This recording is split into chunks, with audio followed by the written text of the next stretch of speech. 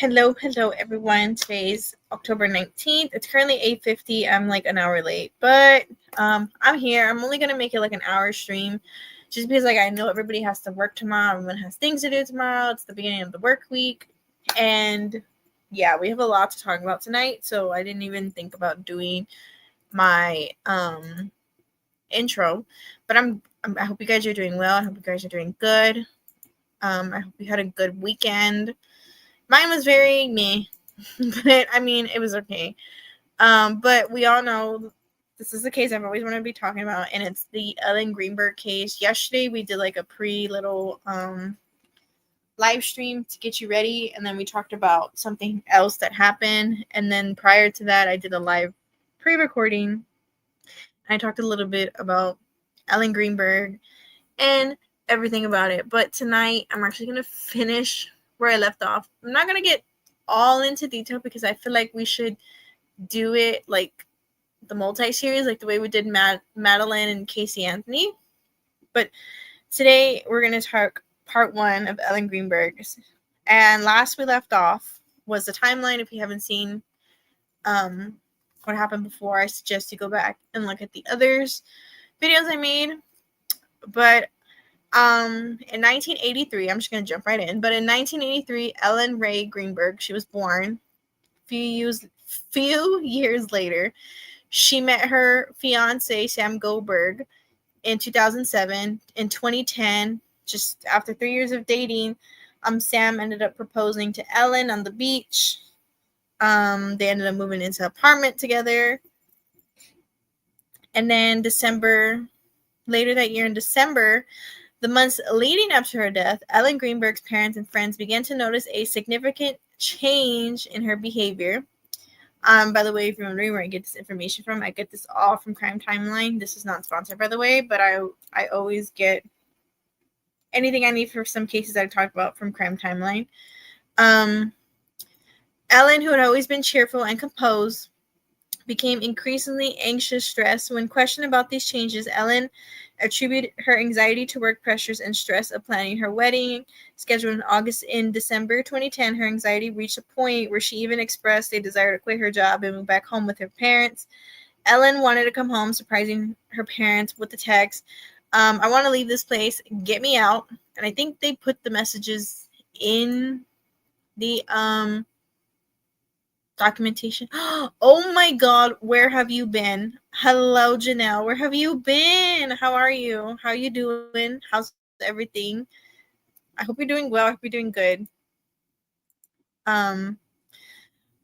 Shortly thereafter, but let's get back into this. Shortly thereafter, Ellen had also asked a cousin who lived in the Philadelphia area if she, Ellen, could temporarily move into the cousin's home and stay with her family. When asked if her fiance would also be joining her, Ellen did not respond. As Ellen's anxiety continued to escalate and began affecting her sleep, her family urged her to seek professional help. Following their advice, Ellen saw a psychiatrist on 3 occasions who prescribed her Kenopin and Ambien and... I think I just said Kenopin. If I'm saying it wrong, correct me, please. A long-acting... benzodiazepine was intended to help manage her anxiety and panic attacks, while Ambien was prescribed for her insomnia. Ellen initially reported to her loved ones that the medication seemed effective and she felt better. Fast forward to January of 2011. Ellen texts her mom, Sandra, I'm starting the med. I know you don't understand, but I can't keep living with feeling this way. 2 days later, on the 10th, according to authorities, a few weeks before her death, her computer revealed searches for quick unaliving. She also opened an article on, oh snap, I said it in my mind, but it didn't come out. That word. I don't even think I could be saying it because I think YouTube will cut me out, but and browse a website about painless self-deletion. Then 2 days later, on the 12th, Ellen sees her psychiatrist. Notes from the visit: wants things to control. My whole life, hard worker, anxious, not sleepy, job sucks. So Ellen was I believe, a first grade teacher, And I think the week of her death, she had grades due and something about like they had a new what is it, like a new grading process, and she didn't want to fail some of her kids. She didn't want to do that. So she was saying that her work was so stressful. She didn't like it. She wanted to quit. She wanted to go back home. And I think the husband, if I'm not mistaken, I saw somewhere that the husband told her, like, well, you can't quit. Just deal with it. I need to break from YouTube while Discord and lives and drama and the politics of the world is keeping me occupied. Oh, I mean, it's understandable. We all need breaks from YouTube. I actually did that like months back, and it was so relaxful. Just because it's like too much with like everything going on like on YouTube, like all the true crime, the cases and everything. Sometimes we do need like a break. It's good for us. It's good self-care. But I'm glad you're back. We miss you. We love you. We hope you're doing well. On the 16th in 2011, Ellen made the last entry in her journal about her medication use. She kept the journal in her purse. The next day on the 17th, Ellen goes back to see her psychiatrist. The notes from the visit was she wants to quit, but mom and fiance didn't want her to. She can get out of contract with 2 weeks notice when she starts to work on something else. She starts thinking about everything else, not self-deletion. So they said that the court basically said that they ruled Ellen Greenburg's death as a self-deletion, that everything, the evidence and everything, they think that she did it herself. But it's weird because, like I said prior in the last video, they went from not determined to end up going to homicide, and then recently they changed it to self-deletion. So I'm kind of like, everything's there for it to be a murder, a homicide. I mean, her psychiatrist even said she was not showing anything of wanting to self-delete herself or anything like that. 2 days later on the 19th, she sees her psychiatrist. So I think she only sees her psychiatrist 3 times before she ended up passing away. So I think this is the last time that she sees her psychiatrist. So the notes from the visit was she feels way better, feels 75% better, agrees she should just get through it till June. She tends to walk around compulsively, needing up. And then 2 days later on the 22nd, Ellen sent out her save the date cards for the wedding, as they had set the date to get married later that year in August 13th at the Hotel Hershey in Hershey, Pennsylvania. That day she also was helping her close friend with upcoming wedding. That Saturday, they went dress shopping for bridesmaid dresses. While looking for bridesmaid dress, Ellen began crying and told her friend, "I'm so sorry. I know I'm not myself, but I'll get it together." A few days later, on the 26th, so this is very important. Thanks. Yeah, I'm doing well. I hope you're well and safe. I'm doing good too. I got over fighting the allergies. This is like my 10th time fighting allergies recently. Just the weather in Texas just so like meh. Like, we're starting to get kind of cool air, but the cool air is bringing in all like this pollen and everything, and I'm just like, oh, my allergies were wonky.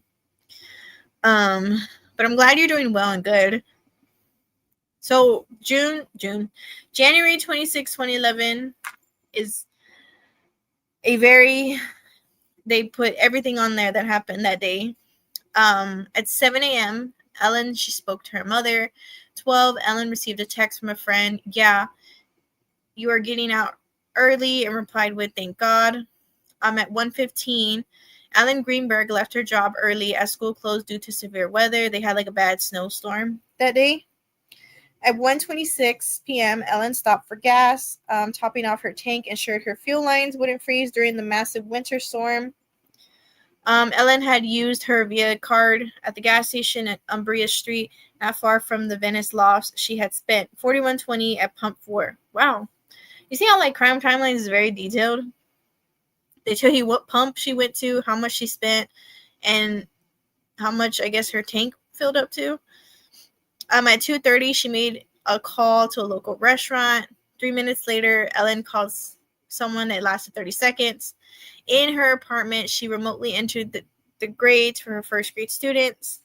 almost an hour later, Ellen sends her final text, and then an hour later, the Sam, her fiance, left the couple's home around 4:45. Surveillance at their apartment building captured Sam entering at the gym at the apartment. I'm sorry.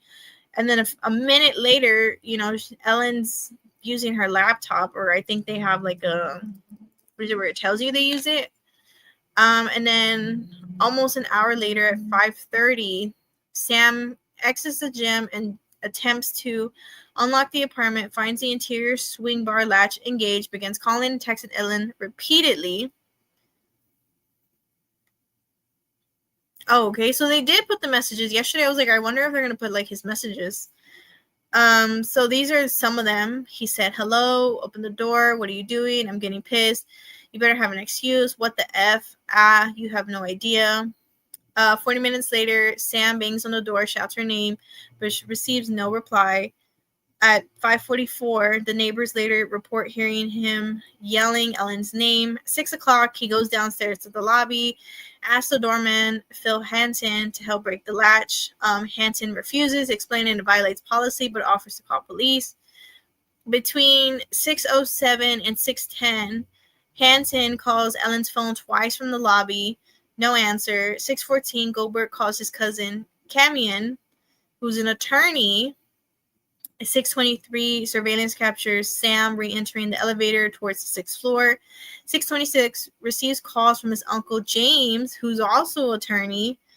They instruct him to enter and then call 911. So yeah, look, okay. So I was always wondering, are they ever gonna like put the messages? And they did. So these are them. He said, "Hello, open the door. What are you doing? I'm getting pissed. Hello, you better have an excuse. What the F?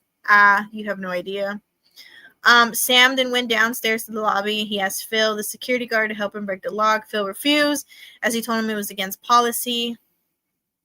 5:44, or I guess it repeats itself, or it's explaining to you more in detail. But at 5:44, the neighbors heard Sam call Ellen's name several times. At an unknown time, Sam called Camion to let him know that he was locked out of his apartment and that Ellen was not responding to repeated phone calls and texts to let him in.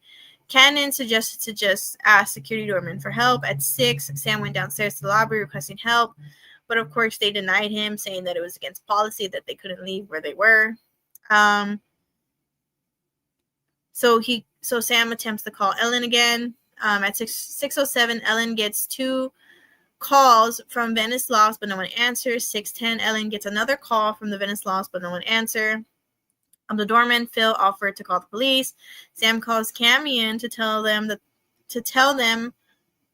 that the security guard could not help. 6:23, Sam is seen on surveillance camera entering the elevator. 6:26, Sam answers a phone call from his cousin and uncle. His cousin and uncle instruct him to call 911. 6:28, Sam is seen on the video going upstairs. 6:30, he went back up to the apartment, and Camion and James instructed Sam to force his way in. Sam stayed on the phone when he broke the door and forced his way into the apartment. 6:31, just inside the door, Sam found Ellen slumped on the floor in the kitchen, leaning against the cabinets. James and Camion heard Sam scream, then instructed Sam to call 911. He calls 911.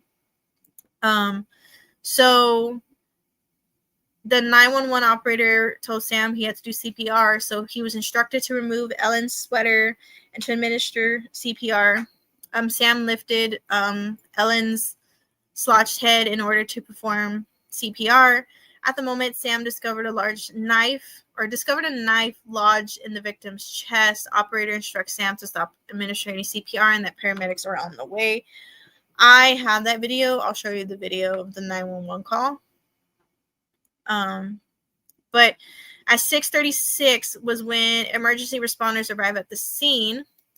Emergency responders arrived at 6:36 p.m. and found Ellen in a semi-upright position between 2 corner cabinets. Ellen had been discovered seated in the kitchen floor inside her locked Mena Young apartment with a severed knife plunged 4 inches into her chest. Into her chest. I lost my train of thought.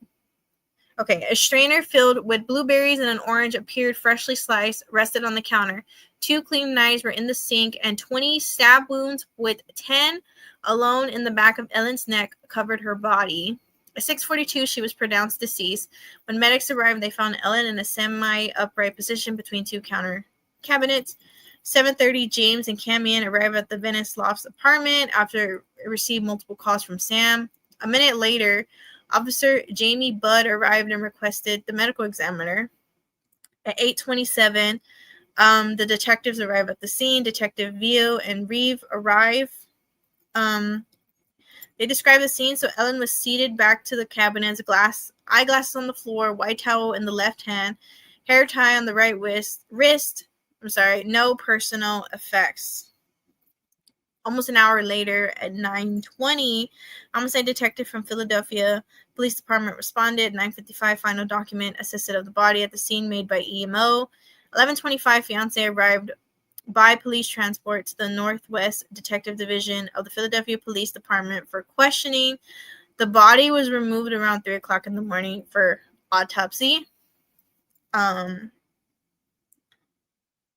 I'm going to talk to you a little bit about the crime scene. And then we're going to read the time of events from that day on the 26th. So this is the way they're describing the photographs of the actual crime scene. So Ellen was sitting on the kitchen floor against the corner cabinet. She's found slumped downward, resting her butt and lower back. Her arms were extended parallel to her upper body with both hands rotated slightly inward from the anatomic position. A white and colored towel is noted clenched in her left hand, which is also extended toward her feet. Her legs were extended with her feet rotated outward. She's wearing a pair of light brown tan in color UGG boots, a pair of gray in color sweatpants tucked into the boots, a dark gray in color zip-up sweatshirt, and a dark gray in color t-shirt underneath the sweatshirt. Her head is noted to be turned to the right and tilted slightly forward, with her chin resting on her right shoulder and the right side of her head resting against the cabinet floor. Now the weapon, the handle of the knife is present, protruding from the upper left chest of Miss Greenburg. Blood stains were noted on the sweatshirt, sweatpants, boots, hands, and the face of Miss Greenburg. Blood stains are also noted on the floor immediately adjacent from her body, and the cabinet faces adjacent to her body. 2 large knives are also noted on the right side of the double sink. A kitchen knife block is noted in the counter in the corner. The knife block is overturned, and 2 empty spaces are observed. A pair of eyeglasses is noted on the floor near her right hand. A scrunchy type elastic hair tie is noted on the round of the right wrist. At 6:40, Ellen Greenburg is pronounced deceased. Sam is questioned by police. After taking an initial statement from Greenburg, PPD officers accompanied him to the police station for further questioning and released him that evening.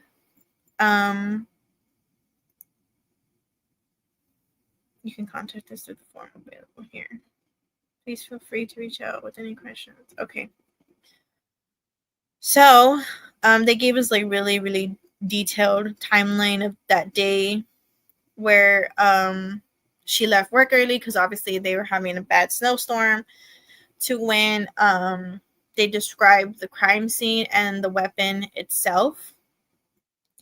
Now we're going to talk about Sam. And what he was doing that day on the 26th, because they actually put, pictures of him from the surveillance footage.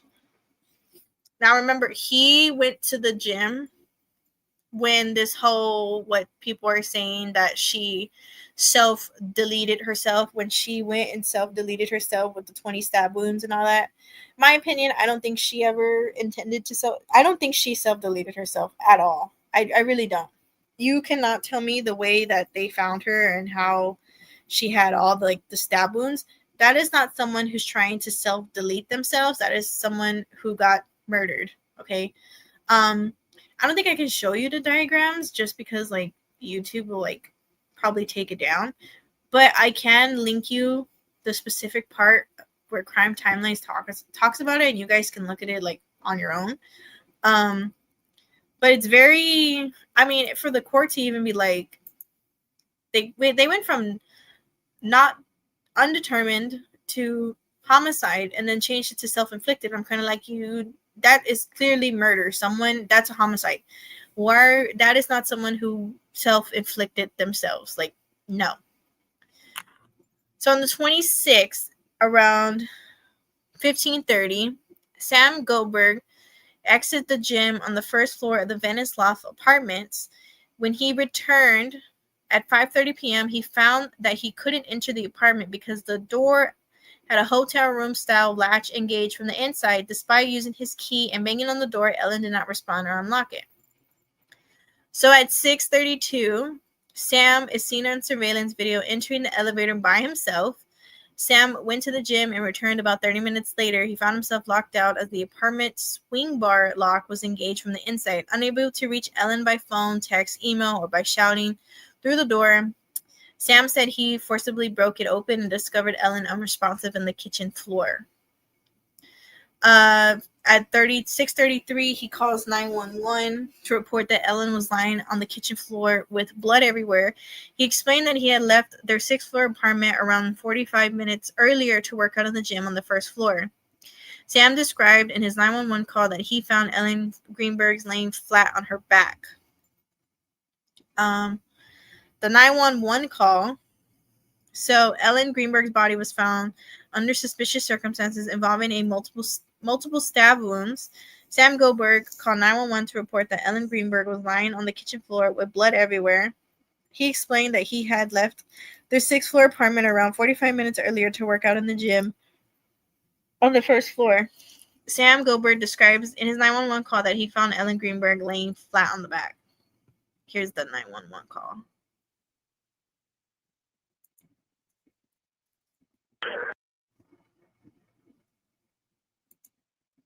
Help! I need everything now. I just walked to my apartment. My fiance's on the floor with blood everywhere. What is the address? 4601 Flat Rock Road. Please come help now. 4601 Flat Rock Road. Is this a house or apartment? Oh no! Oh no! It's an apartment. Please hurry, please. Where is she bleeding from? I don't know. I can't tell. No, sir, you have to calm yourself down in order to get you some help. I'm sorry. I don't know. I'm looking at her right now. I can't see anything. There's nothing broken. She's bleeding. Ellie! You don't know where she's bleeding from? Can't tell Ellie! where the blood's coming from? I think her head. I think she hit her head, But it's everywhere. Okay, it's everywhere. Think she might have fallen? Do you know what happened? She may have slipped. There's blood on the table. Her face is a little purple. Okay, hold on for rescue for her. Stay on the phone. What's wrong? I went downstairs to go work out. I came back up. The door was latched. My fiance's inside. She wasn't answering. So after about a half hour, I decided to break it down. I see her now just on the floor with blood. She's not responding. Okay, is she breathing? Look at her chest. I need you to calm down, and I need you to look at her chest. It's really. I really don't think she is. Listen to me. Someone's on the way. Look at her chest. Is she flat on her back? She's on her back. So I bring her. Look at her chest and tell me if it's going up and down, up and down. I don't see her moving. Okay. Do you know how to do CPR? I don't.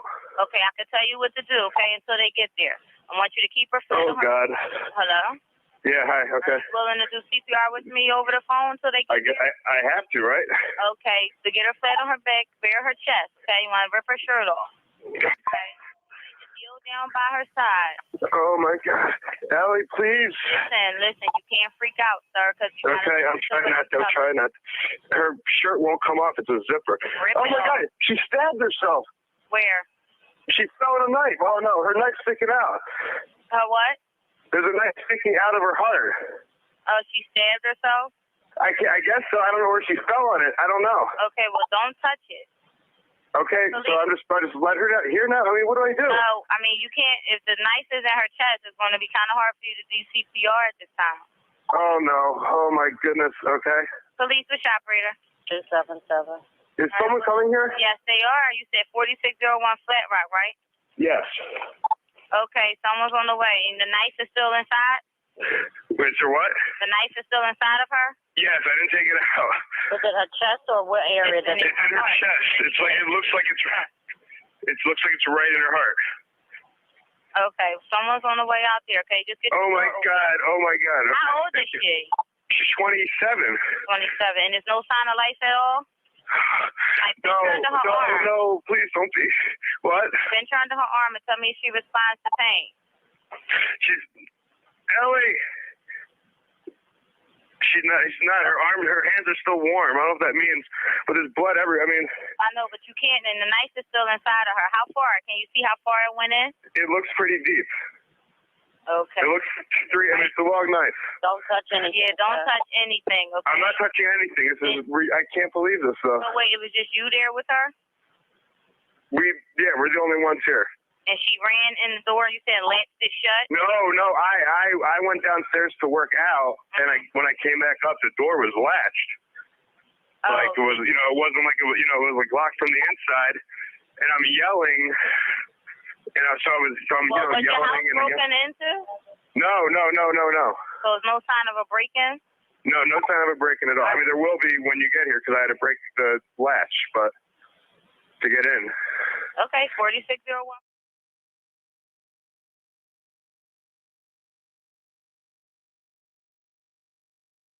He does not look really... I feel like he's just giving himself like a fake panic attack to make him seem like he's somewhat kind of panicking, but he's really not. He doesn't seem panicked really. Wow, he sounds like he's acting. Yeah, it sounds like he's acting. He's pretending to hyperventilate so they think that he's concerned for her, but really he's not. Bless you. Oh my God, you have allergies too? My dog is sneezing. You alright?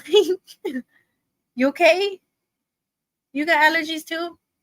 I do too. My dog just sneezed. I'm sorry. But yeah, he definitely is acting. That does not show any concern. I feel like he learned from Jennifer Soto, because him and Jennifer Soto are the same exact. They reacted the same exact way. So that was a 911 call. So the initial response, paramedics were called to Ellen Greenburg's apartment, where her fiance Samuel Goldberg discovered her unresponsive and bloody body on the kitchen floor. The initial call to 911 was for cardiac arrest and unresponsive cold blue, according to the paramedics who responded. What is this? Now, I want to show you before I read this. I want to show you the surveillance footage that they caught from the day that he went to the gym, where he said he was at the gym. So this is the day of the 26th. He's right here. It's not going to have any audio, this one. There he goes. This is around, I don't think it has a time.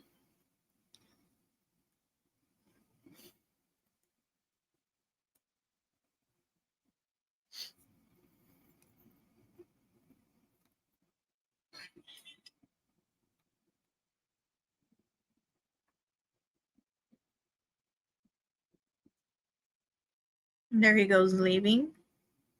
I believe this is him at the gym on the first floor. Because their apartment was on the 6th.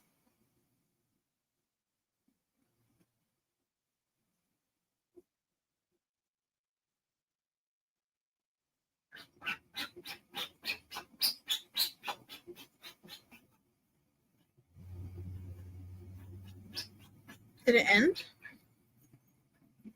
Oh no, it's still going. I thought it ended. I was like, whoa. It is dark for it to be what? It was 5-4 something. That is dark. It got dark at that early.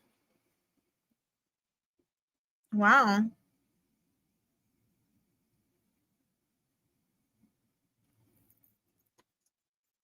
It's still playing. I don't know what it's showing. Maybe I could press forward a little bit. Oh, there he is again.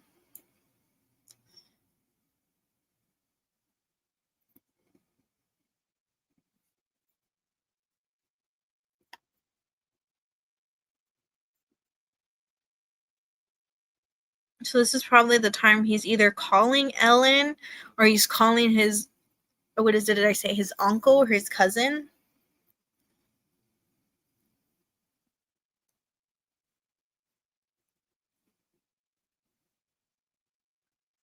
Because remember, he went up, couldn't get a response from Ellen, came back down. He told I believe the security guard, hey, I'm locked out. I need help. He goes, it's against policy, I guess, to help him open the door or break down the door.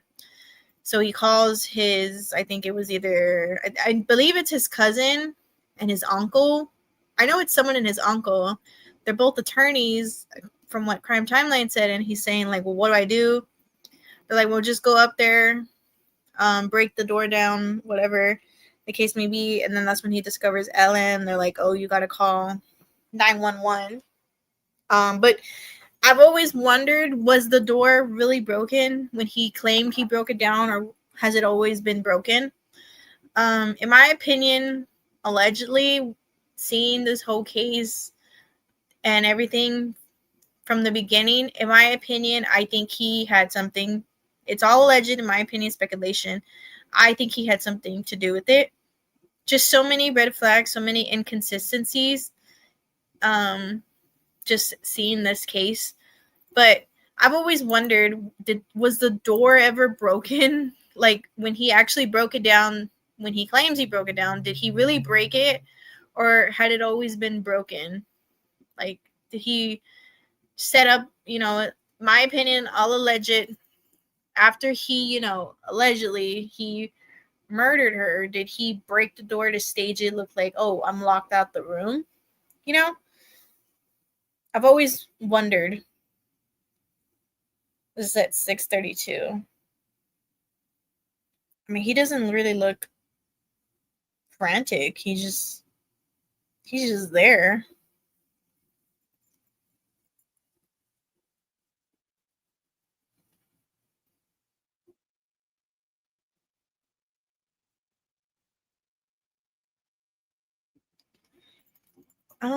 Right.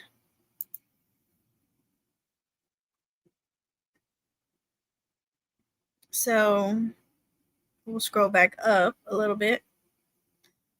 Oh, I have the paramedics report. So this is basically what happened during the call. So this is the discovery, and this is from Sam's side. So 6:30, he made entrance. After approximately 40 minutes of failed contact, text calls, and pounding on the door, Sam decides to break through the hotel-style swing bar latch on the door of Unit 603 at Venice Lofts. Doorman Phil Hansen refuses to assist, citing building policies, but offers to call police. Goldberg declines, stating he will handle it himself. Goldberg forces the door open using his shoulder and body weight. Exact method, unclear in the record. Upon entry, he discovers Ellen Greenburg on the kitchen floor, semi-upright, with her back against the cabinets and a serrated kitchen knife protruding through her chest. 6:33, that's when he makes the call to 911. We heard the 911 call. To me, he sounded like he was acting, he was faking, he was putting a front. At 6:36, the paramedics arrive.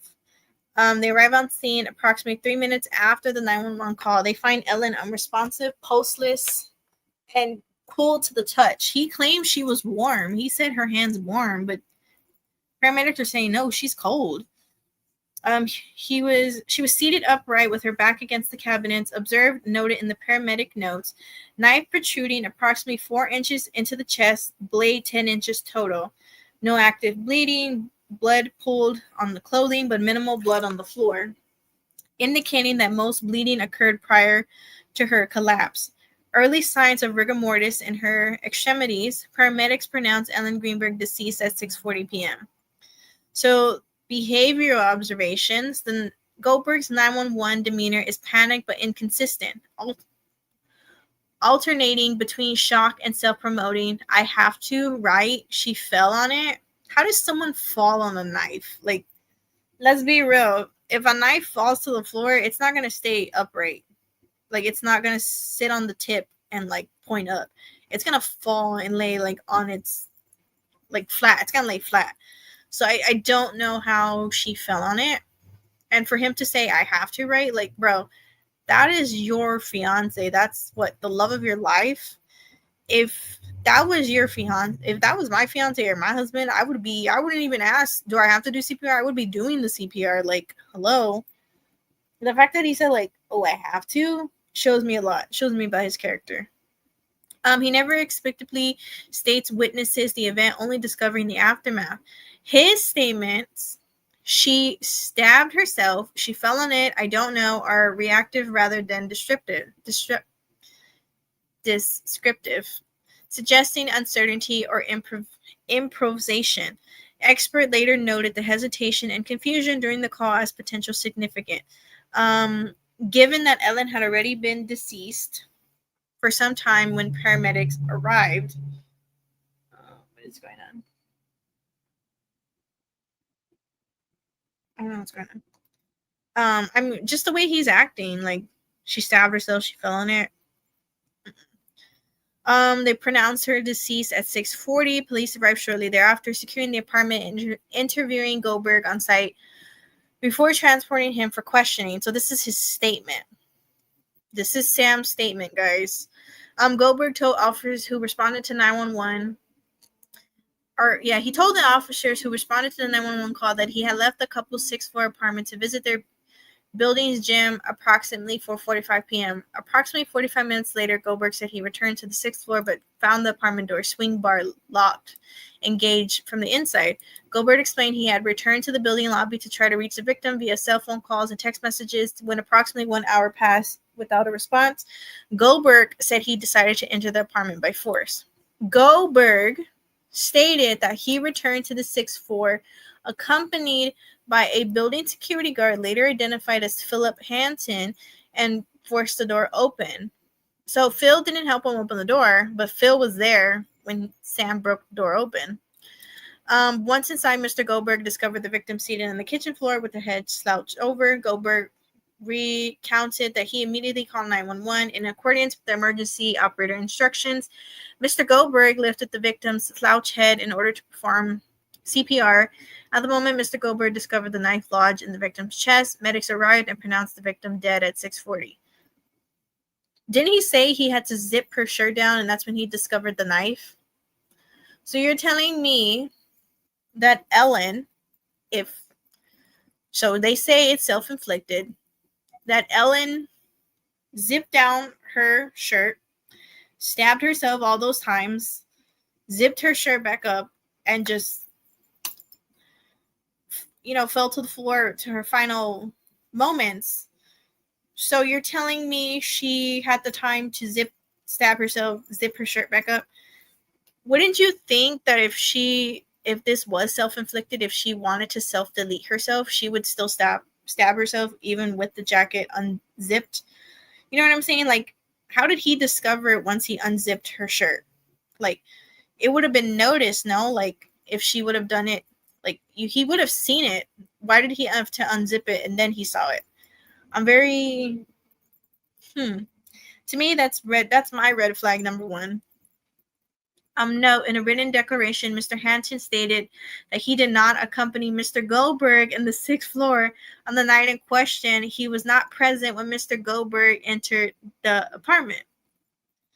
So, this is red flag number 2.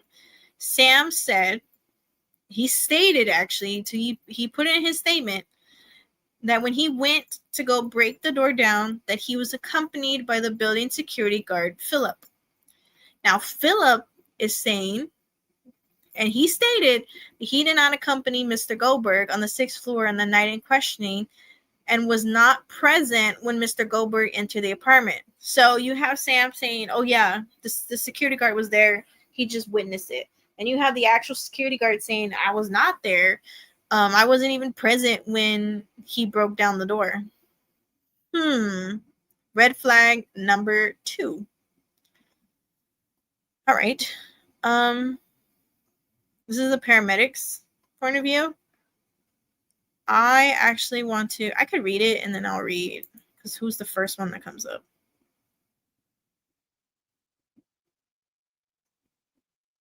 Okay, I'm going to read you something from an article. We already read it before, but I want to read it to you.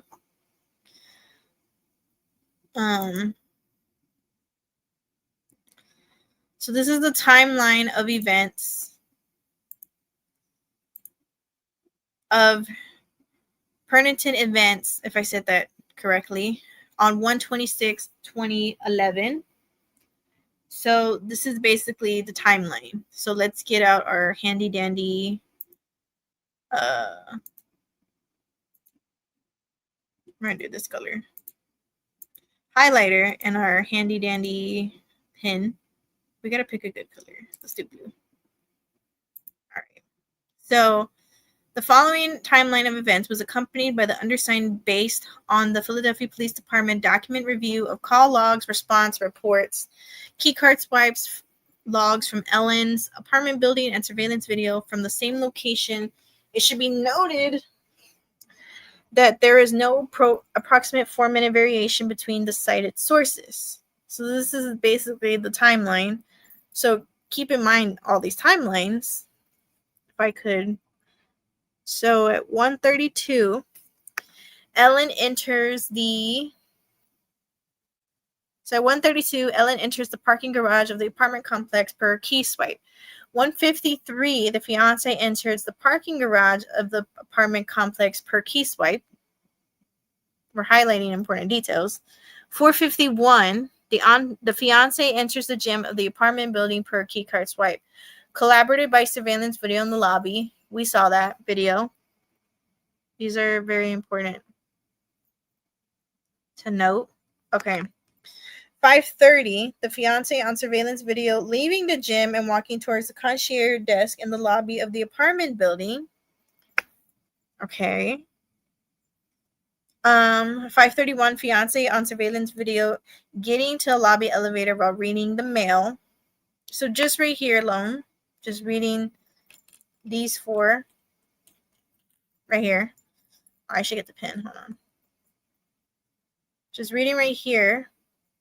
We know at 1:32 that they have proof that Ellen did enter the parking garage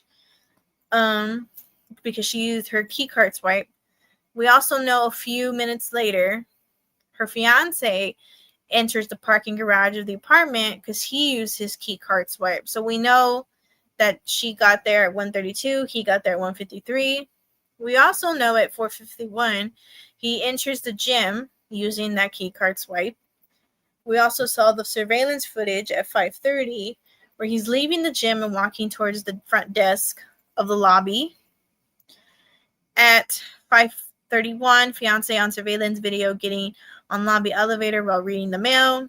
6:10, the fiance on surveillance video leaving a lobby elevator, walking towards the front desk. 6:13, the fiance on surveillance video getting on a lobby elevator.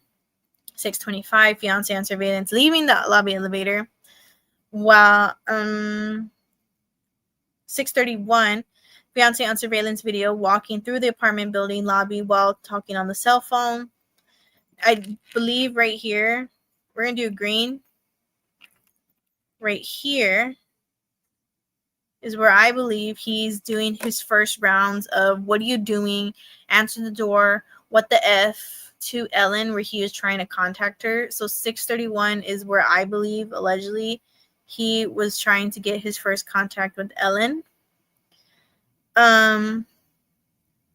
At 6:33, fiance on surveillance video getting on the elevator, or it could be he's talking to his uncle or the cousin, the people he called.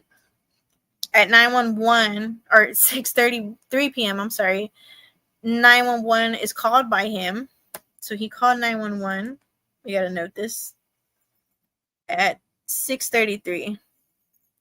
At 6:35, the medics respond. And then at 6:37, officers respond. 6:40 was when they pronounced Ellen deceased. 6:42, fireman and surveillance video getting into lobby elevator. I have that video. 6:45, police officer on surveillance video getting on a lobby elevator. 6:47, medics on surveillance video getting on the lobby elevator. 8:15, detectives arrive. 8:27, MEO arrive. 9:20, homicide detectives arrive. 9:55, final document assessment of the body at the scene by MEO.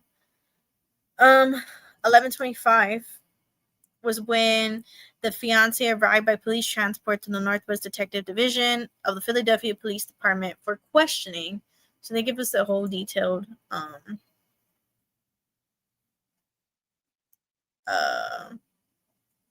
timeline. Let me see. I just saw. Okay, I went a little too up. So back to crime timeline, because we're going to go back and forth. This is basically the paramedics report. And I actually have, I think they're on there in that report too. So the initial response was paramedics were called to Ellen Greenburg's apartment after her fiance, Samuel Greenburg, discovered unresponsive and bloody on the kitchen floor. The 911 call was for cardiac arrest and unresponsive code blue, according to the paramedic who responded. The scene description, paramedics found Ellen on the kitchen floor with a knife protruding from her chest, along with significant amount of blood. According to one paramedic's account, Ellen was pale, cold, with blush fingertips, and the blood appeared colgated, according to one paramedic. Other wounds, including one on her back shoulder blade, were also noted. She was pronounced dead. Emergency responders arrived at 6:36 and pronounced Ellen deceased shortly thereafter. Paramedics' opinion, a paramedic who responded to the scene, stated that it was strange and looked like a crime, and that they didn't believe this was self-inflicted. Official ruling and subsequent reevaluation, despite the finding by first responders, include the pathologist's initial ruling the death as a homicide. The cause of death was later officially changed to self-inflicted by the medical examiner. I mean, from the paramedics themselves, they're the first ones that got there, right? Before detectives and police. They said it themselves, Ellen, it looked strange. The scene was very strange and it looked like a crime, right? That they did not believe this was self-inflicted. They did not think that Ellen Greenburg self-inflicted, self-deleted herself. It looked more like a crime. So it's weird how they said, okay, this is a homicide, right? But then what made the medical examiner change it to a self-inflicted self-deletion? I would like to hear from this medical examiner. I mean, get up on the freaking, make a presser, and let me hear what you have to say and why you said that this is self-inflicted. No, like I said, even when Sam claimed he discovered her, he said he had to zip her sweatshirt down, and that's when he discovered the knife. How is somebody who's going to self-delete themselves zip down their shirt, stab, zip up their shirt, and then ultimately, that makes no sense. You know what I'm saying? If they wanted, it's just a big red flag. That's inconsistency number one. To me, I would be like, I like to talk more to the fiance about this. I would have left it as a homicide. That's not no self-infliction, no self-deletion. On January 26, 2011, at 6:33 p.m., 911 call received from Sam Goldberg reporting his fiancée stabbed herself and was unresponsive. He stated the apartment door had been locked and he had forced it open. 6:36, the Philadelphia Fire Department EMS unit arrived on scene. Within 3 minutes of dispatch, Goldberg directed responders to the kitchen area where Ellen was found seated upright against the lower kitchen with the knife still in her chest. 6:38, they confirmed no pulse, basically nothing at all.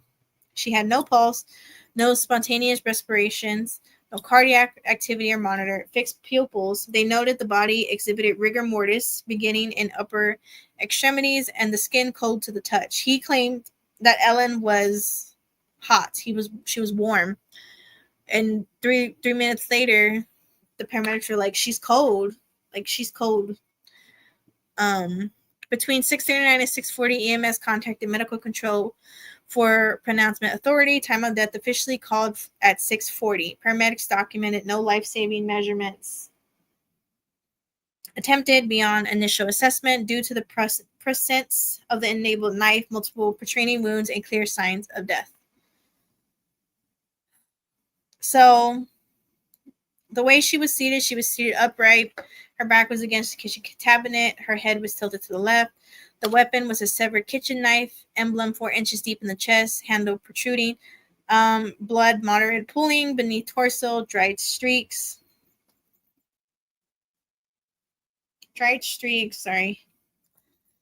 on clothing and legs. Room temperature, approximately 68 degrees. Estimated postmortem interval, at least 30 to 60 minutes prior to EMS arriving.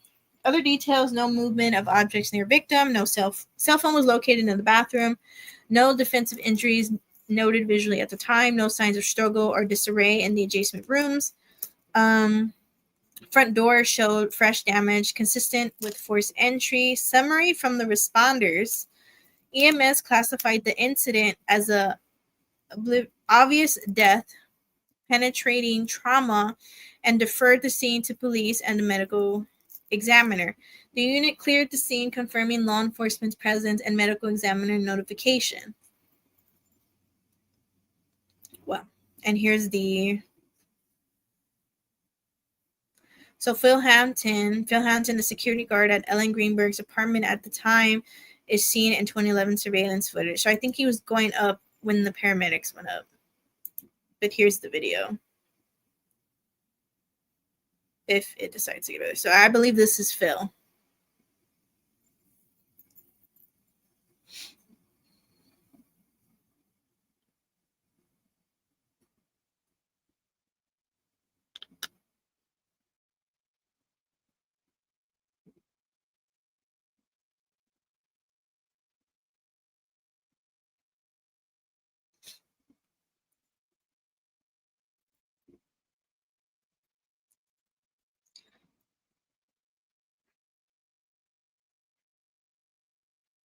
Sorry. Right, and then they have obviously the pictures. So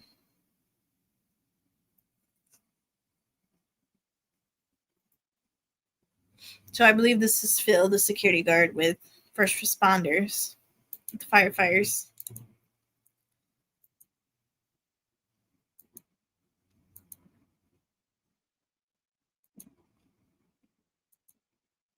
There's the door handle. I didn't think they would have those in the apartment. Well, some of them do.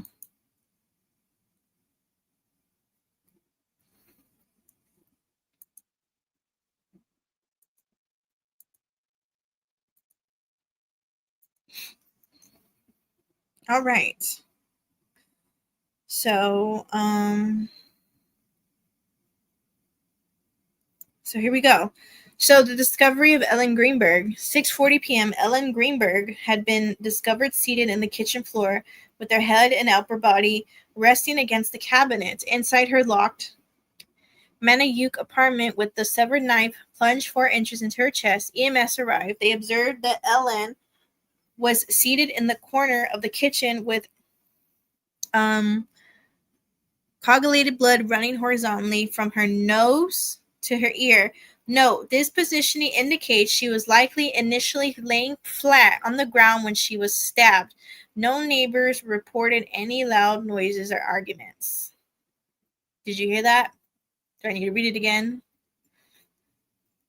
She was seated in the corner of the kitchen with coagulated of her bodily fluids running horizontally from her nose to her ear. Note, this positioning indicates that she was likely initially lying flat on the ground when she was stabbed. No neighbors responded to any loud noises or arguments. So let's just say if she were to self-inflict herself, she would have to be laying down and doing it, and then she would have to have the strength to move and sit and position herself the way they found her when they discovered her.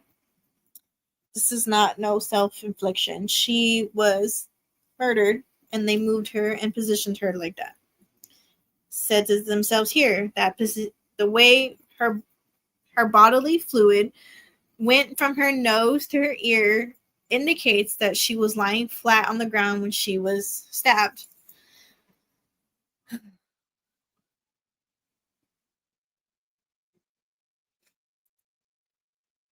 Here's some more pictures.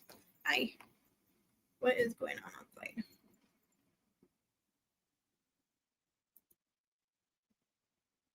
There's the door.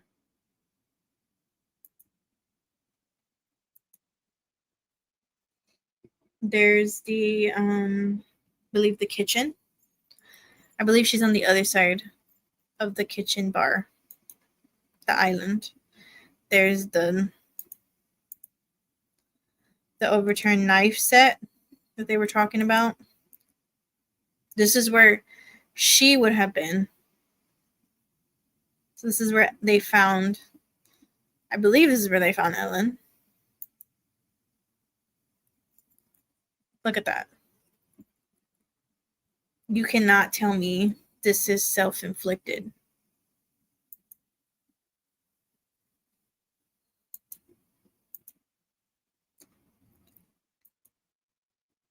There's the murder weapon.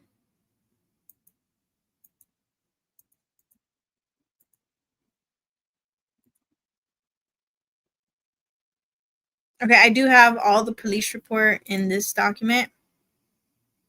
Before I get there, I want to read you pretty much everything. Hi, Janine. How are you? How are you doing? What a terrible case. Yes, it's a terrible case, and it's very crazy. How you doing, Janine? How are you doing? Is everything going good? Okay, so we went over the timeline. Now we're going to read MEO's interviews. And then it does talk about the autopsy report, and it gets really, really into detail. So I do have to say that viewer discretion is advised because they do get really into detail. Even on Crime Timeline, they do show the diagram of where she was stabbed and everything. So viewer discretion is advised. This is very graphic. It does get very detailed. But yeah, let's start from the beginning.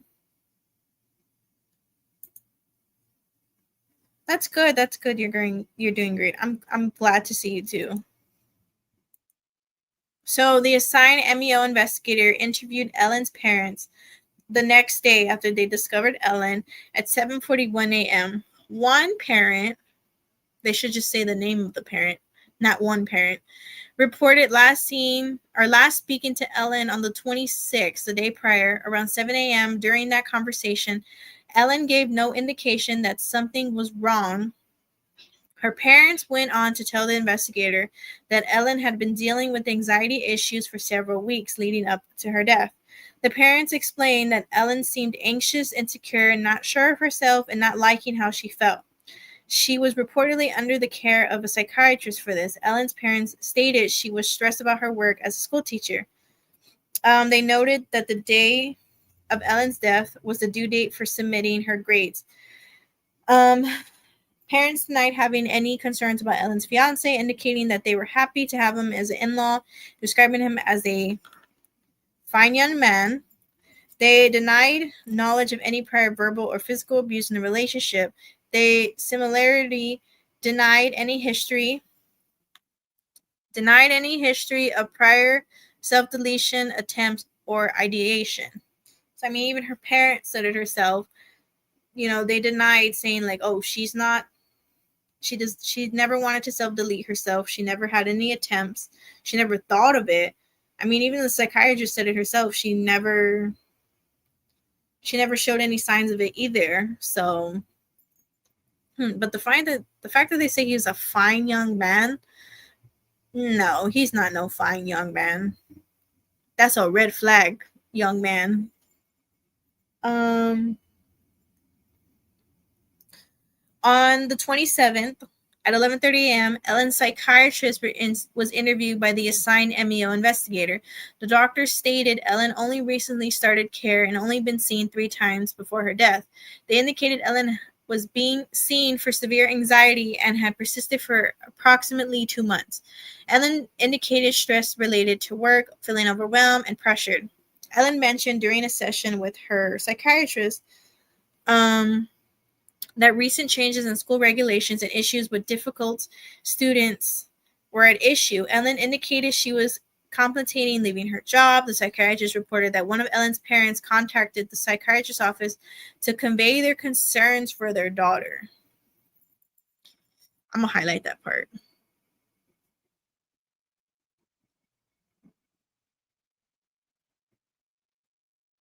For later. During the psychiatrist session, Ellen had nothing but good things to say about her fiance. Noting that Ellen smiled when she spoke about him and their upcoming marriage, Ellen denied any verbal or physical abuse in the relationship when asked during her appointments. Ellen had originally been prescribed Sertraline, known by the brand name Zoloft, for her anxiety, but eventually switched from Alprazolam, known by the brand name Xanax, and then Zopium, known by the brand name Ambien, with clorazepam, known by the brand name Colapin, to help her sleep.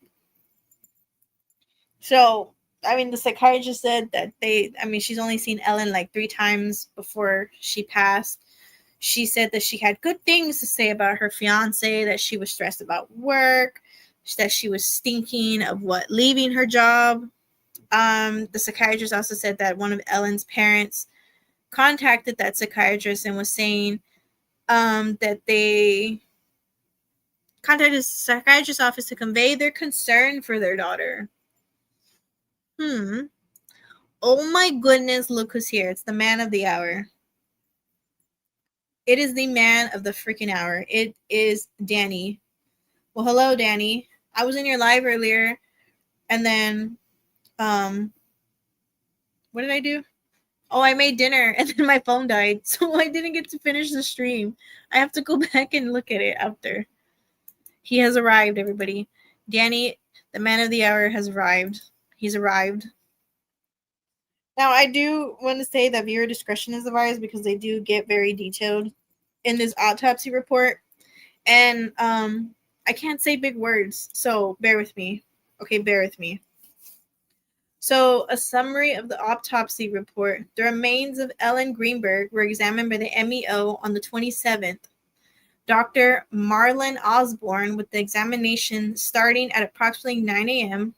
Ellen weighed, and I'm just like highlighting stuff for later, 136 pounds and measured 5'7" at the time of the autopsy. The final autopsy report was printed on April 4th, back in 2011, and signed by Dr. Osborne. The signature on the final autopsy report appears to the undersigned to match the signature on both the original death certificate issued by Dr. Osborne on the 27th and the amended death certificate issued by Dr. Osborne on April 4th. Dr. Osborne's autopsy report was notable for 20 stab wounds and incised wounds of Ellen's chest, abdomen, posterior scalp, neck, and were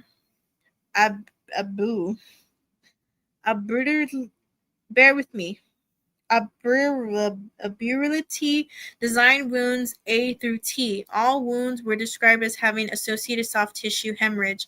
8 of these stab wounds were on the chest, posterior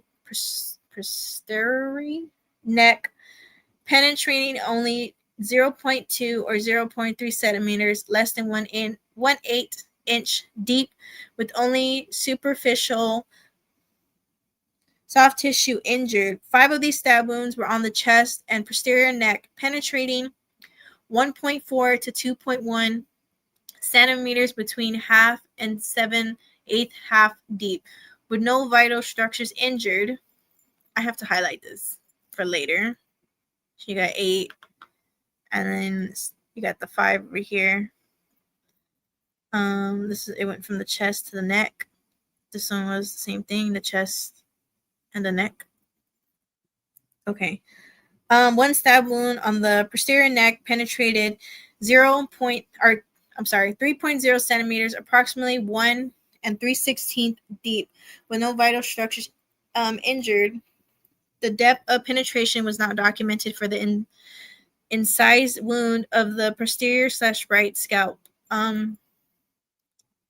The 5 remaining stab wounds documented in the autopsy report are summarized by the undersigned as followed. It was short but sweet. You're good. Yeah, it's very, very horrific. And yet they say this is self-inflicted. They said she did it herself. Like I said, get up and do a presser and let me know how she did it herself. Because I don't think she ever did it herself. This was murder. Okay, someone murdered her. Stab wound E. Perforation on the aortic arc and the left lung. Depth of penetration 10.0 centimeters. Associated hypercardium 120 ml. Left hemothorax 600 ml and right hemothorax 500 ml. Serrated knife recovered from the wound. Stab wound H. Perforation of the chest wall. Penetration of the liver. Oh, dang. Depth of penetration 4.0 centimeters. And you're telling me that she did this herself? No. Unspecified volume of associated intra-abdominal hemorrhage. Stab wound I. Perforation of the... what the heck? My mind went blank. Sorry. Of abdominal wall. Penetration of the ministry. Depth of penetration 6.0 centimeters. Stab wound N. Perforations of the dura at skull base and what the heck? Intracarnal blood vessel overlaying the cerebellum. Depth of penetration 8.0 centimeters. Stab wound T. Perforations of the posterior neck muscle and dura of the spine between the second and third cervical, correct me if I'm wrong, vertebrae. Depth of penetration 7.0 centimeters. And you're telling me she did this herself? I don't think so. I really don't think so. In the autopsy report, the cervical spinal cord was described as bulging near, I have to highlight for later, near the defect of the cervical spine dura. Per the report, this segment of the spinal cord was submitted by Dr. Lucy Roque, a neuropathologist practicing at the Children's Hospital of Philadelphia for examination, seemingly contradicting her statement about the outcome of the examination were included in the autopsy report. On the findings and options page of the report, Dr. Osborne wrote, the spinal cord injury was evaluated grossly by neuropathology. It was concluded that the injury of the spinal cord could have not been why did my mind go blank again? Incapacitated the decent. Therefore, the decent would be able to inflict the subsequent stab wounds to her body. However, on page 6 of the report of the examination, a description of stab wound T of neck, Dr. Osborne wrote, note, neuropathologist Dr. Lucy Roque examined the spinal cord and concluded there is no deflect of the spinal cord.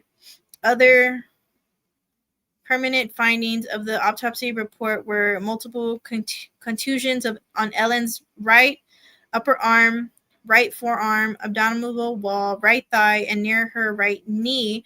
Dr. Osborne summarizes contusion as being in various stages of resolution. Findings and options page, second major bullet point. Dr. Osborne affirmatively stated there were no,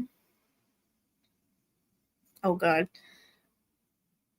to say Pete for short, in the conjugative, nor were the injuries to the lips, oral cavity, external genitalia, hernium,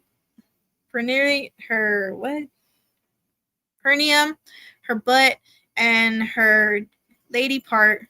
He also firmly reported that there were no injuries of Ellen's anterior neck muscles, hyoid or thyroid cartilage of the larynx. Jeez. Just wow. Just wow. Don't mind the rat chat. They're obnoxious. Oh God.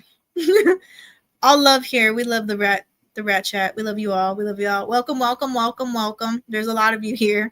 I hope you're doing well. I hope you had a good Sunday, a good weekend. Can I show you the pictures? I kind of want to show you one of the pictures without YouTube like taking me down. But I will show you her. What is this? Hold on, I'm going back and forth for like different things. I'll show you the murder weapon. I mean, I'll show you that. I mean, there it is. There is the knife that was in her chest, that was lodged in her chest. I think someone said it themselves. Where did you say that? You brought some rats. Thank you for bringing them. Thank you for bringing them. Did you bring cheese, by the way? Did you bring any cheese? She had multiple fatal wounds. She couldn't have kept stabbing herself, for fuck's sakes. For real. Okay, someone said it earlier. Also, her jacket was zipped up. Exactly. Like, how did she? Okay, so the fiance said that he zipped down her sweater, her jacket, her sweatshirt, and found the knife. You would think if someone was to like self-inflict themselves, they would do it over their jacket. Like, why would they have to zip it, do it, and then zip it back up, and then just like really? Oh, wine and cheese. Ooh, she did not self-inflict herself. That was murder. Someone murdered her. I mean, they even said it herself. She had blood running from her nose to her ear. The only way you can get that is if you're lying down flat and someone's stabbing you. Like, are you freaking kidding me? And yet the medical examiner is saying, oh, it's not a homicide. She did it herself. How did she do it herself? I want to know. Please tell me how she did it herself, medical examiner. Which one? I don't even know which one that. Like, really? I forgot which medical examiner. Didn't they have like 3? Or was that a different case? Like, this is where she was. This is where they found her. I don't know if I can show you the picture. Hold on. Let me go back here. And let me get the picture to show you.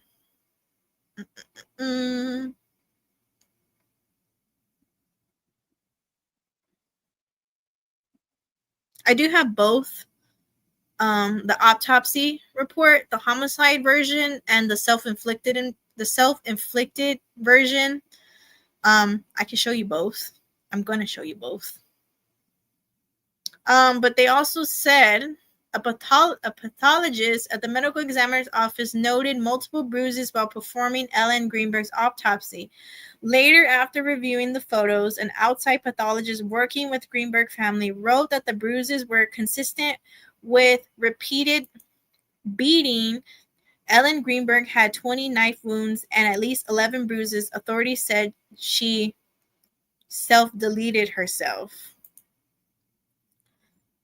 So you're telling me, even though she had bruises, I think what they said, some of them were in healing stages. You're telling me that she beat herself up and then self-inflicted herself? Really? Come on now. This shows you that the justice system is just fucked. It's just like they're covering up. Shows you that they cover up a lot of shit.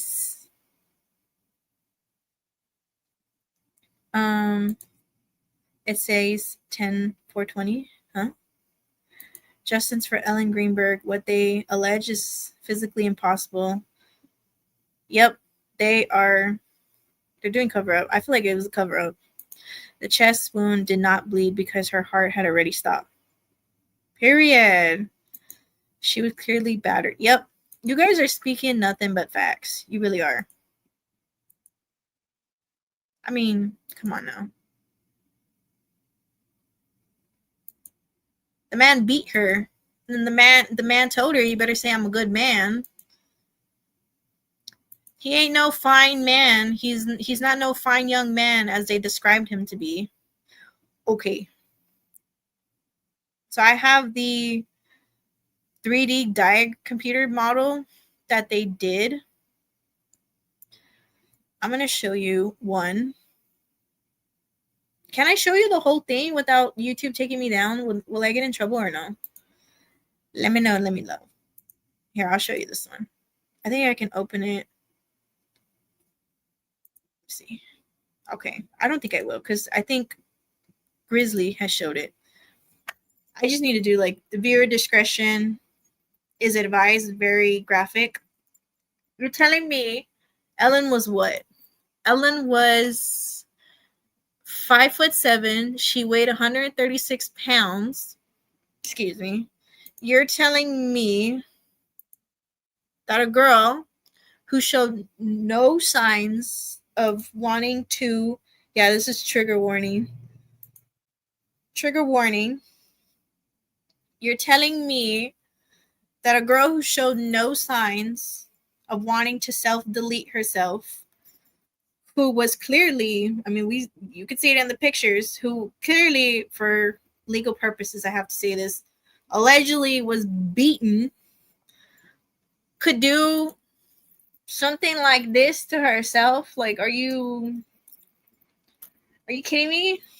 No. I mean, no. No. She could not have done that herself. Someone did it to her. Even like the paramedics said it themselves when they arrived on the scene, it was very weird. It was definitely a crime scene. That this is something that nobody could do to themselves. Like, absolutely no freaking body. Yeah. Oh, snap. Her arm ain't even that long. Exactly. How could she reach back there and do all that? Like, really? Fiance sounded relieved he didn't have to do CPR. Oh my God. Yes. I feel like, okay, let me switch it back before YouTube like tries to take me down. Yes, I feel like he was trying to like hyperventilate to make it seem like he was concerned about his wife or his fiance. Did you hear when he says, "Do I have to?" Like, bro, yes. If I mean, any normal person would give their significant other CPR. Like, really? And you're over here saying, "Do I have to?" Like, well, not shit, Sherlock. Like, who's gonna freaking do it? Please hit the like button. Yes, please hit the like button. Thank you, thank you, thank you. Yeah, he didn't want to touch her. He didn't. The pick of the knife makes me squirm. Same. How many times stab? 20. She had 20, I believe. That's impossible. What the F is wrong with the ME? You haven't heard the 911 call? Do you want to hear it? I could play it for you. I can replay it. He just made himself sound like he was like hyperventilating to like make it seem like, here, I'll show you this one. To make it seem like he was concerned and worried, but really he sounded like Jennifer Soto. I feel like they're twins. They sound the exact same. That's the left side. You can't even reach back there. Like, really? Her arms aren't even that long. And she's taller than me, and I can't even reach my back of my neck. And there's the downward. Like, come on. Replay? Okay, I'll show you the replay of it. Okay, I gotta be very careful because like it does show like a 3D model. And like it shows a woman's breast. And I don't want like YouTube to be like, you can't show that. But I'll show you this real quick. Like, really, trigger warning, very trigger warning, graphic stuff here. Yeah, not at that angle. Exactly. There's a woman passed out in the kitchen. Yeah. Like, really? How in the heck can she do that to herself? Like, seriously? Like, I like to speak to the ME. I like the ME to actually get up on the, what is it? I like the ME to do a presser. Because I really want to know more. I don't know what that was. Okay, let me get you the 911 call.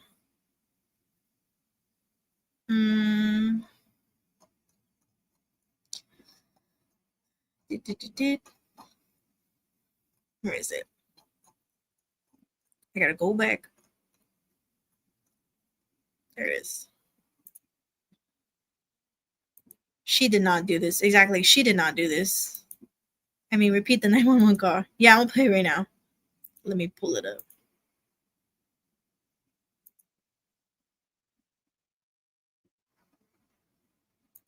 Let me make it bigger. Here, I'll put closed captions. Oh, it is on. Okay, here's the 911 call again.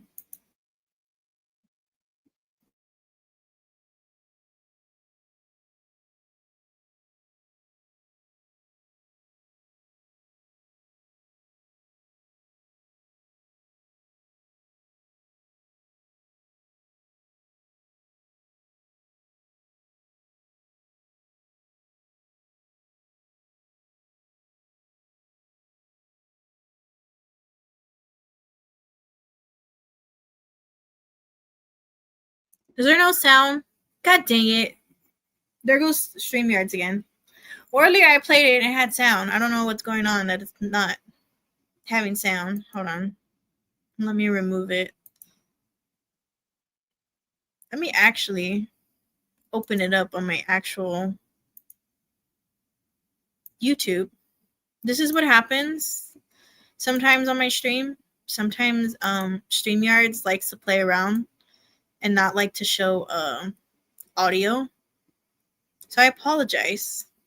Please argue at StreamYards because I've sent in like so many complaints and all they told me was they would give me free $10 to join their I don't know, I guess like to get like to pay for it, that they would pay for it 1 month free. But I'm kind of like, no, fix it. Like there's a lot of people who have like so much trouble with StreamYards. Okay, let me try it again. Let me go to the actual YouTube site. Okay. Now you let me know if you hear this one. And I made it bigger. We can't hear is probably, but he's probably weeping and talking about being a gym bro.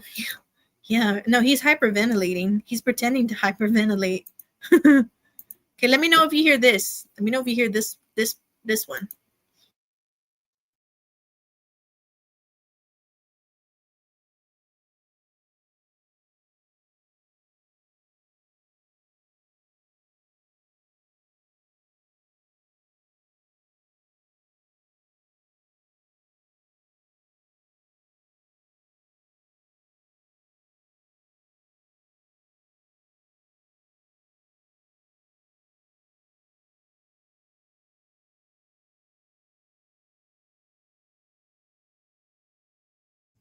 No sound? Jesus. See what I mean? StreamYards is just... No, not Siri. Jesus, there goes my phone now. StreamYards just likes to play with me. It's not playing yet? It's not playing? You know what? I think Crime Timeline has the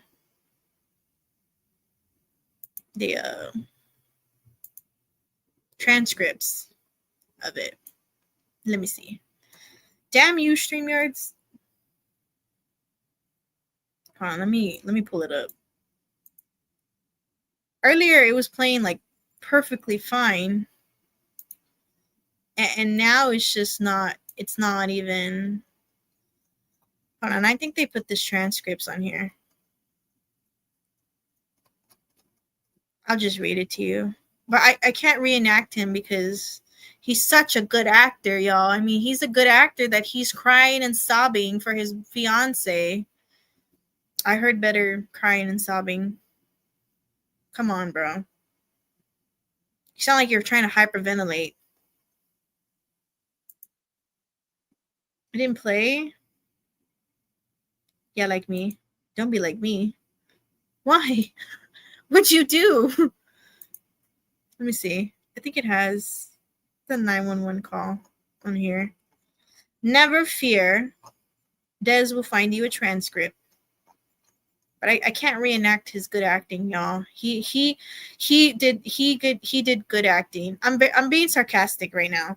He like for fuck's sakes, that was the most horrible fucking 911 call he ever did. The way he my fiance, like, bro, come on. You show no sympathy.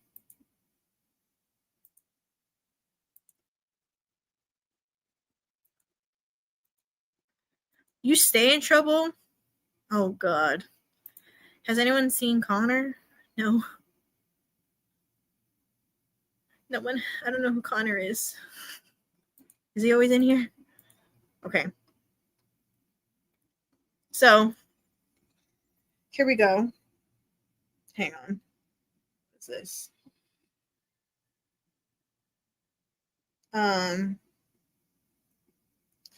So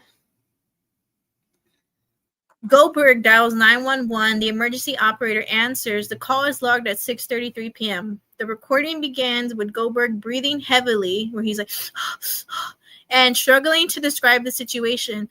When asked where Ellen is bleeding from, he responded uncertainly, stating he cannot tell. The dispatcher offers to walk him through CPR if he's willing to try. So the Goldberg is the young fine fiance that everyone's describing him as. I call him the bozo. Gotta watch the rest on replay, and I'm all about this case. Yay! Thank you for watching on replay. Thank you for being here. So the fact that he says right off the bat, I have to, right? Bro, no, who's gonna do it? Like, for fuck's sakes, bro. Like, and the operator goes, yes, if you're able, lay her on her back and remove her shirt. Goldberg, her shirt won't come off. It's a zipper. Oh my God, she stabbed herself. Operator, she stabbed herself? Goldberg, I guess so. I don't know. Or she fell on it. I don't know. Her knife is sticking out. There's a knife sticking out of her heart. Who in the... Okay. Who in the fuck goes, I have to, right? Well, now, duh, that's your fiance. Do you not... You're gonna marry her. I mean... Oh my God. Never apologize or never mean it. I can't remember. She fell on it. Yo, oh my God. Her shirt won't come off. It's a zipper. Do you not know how zippers work? Like, you zip it down, you zip it up. You zip it down and zip it up. Like, did your mama not teach you how to zip and unzip something? Like, oh my God, she stabbed herself. Like, and then he goes, I guess so. I don't know. Or she fell on it. How in the fuck is someone going to fall on a knife? Is the knife just going to stand on its, like, tip and wait for her to just, like, fall on it? Like, and this is the young, fine man that people describe him as? Like, Jesus. She fell on it, or I don't know. Her knife is sticking out. You act like the knife is a part of her body. Like, oh my God, her arm is out. Like, oh my God, her knife is out. Like, her knife is sticking out. Oh my God. Oh my God. Oh my God, it's MJ. How about saying, someone stabbed my girlfriend?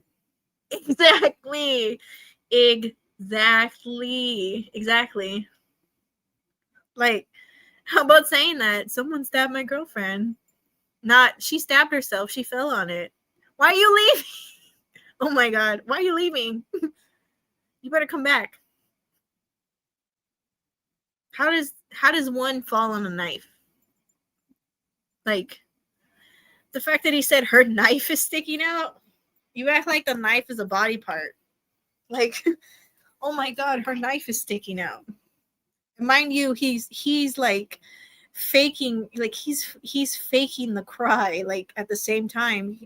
I don't know if I can like recreate it, but he's like, do I have to? Like, I have to, right? Like, I have to, like, her shirt won't come off. It's a zipper. Like, oh my God, like, it's the worst. He is acting, and I don't know, as a 911 operator, I'd probably be like, sir, are you fucking kidding me? Like, I probably wouldn't hold my composure.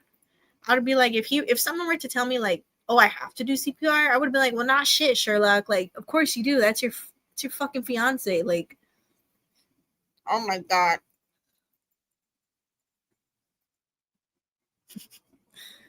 Ban MJ? I don't think you can ban her because she's wrenched. That looked like a steak knife. Yeah, it did. It kind of does look like a steak knife. But, I mean, right after he said her knife was sticking out, the operator tells Goldberg he doesn't have to do CPR, that since the knife is still lodged in Ellen, to just wait for the police and the medics to arrive. 3 minutes later, the fire department medics arrive, and in the 911 call, he tells the 911 operator that she's warm, that her hand is hot, it's warm. But 3 minutes later, when the medics got there, they said that Ellen was unresponsive, she had no pulse, and she was cold to the touch. So I'm kind of wondering, how did she go from hot to like really cold in like 3 minutes? She was seated upright with her neck against the cabinets. From what the paramedics observed and put in their reports, she had a knife protruding approximately 4 inches into the chest. The blade itself is 10 inches total. She had no active bleeding. The blood pooled on clothing, but minimal blood on the floor, indicating that most bleeding occurred prior to her collapse. You hear that? She had early signs of rigor mortis, and the paramedics pronounced her deceased at 6:40 p.m.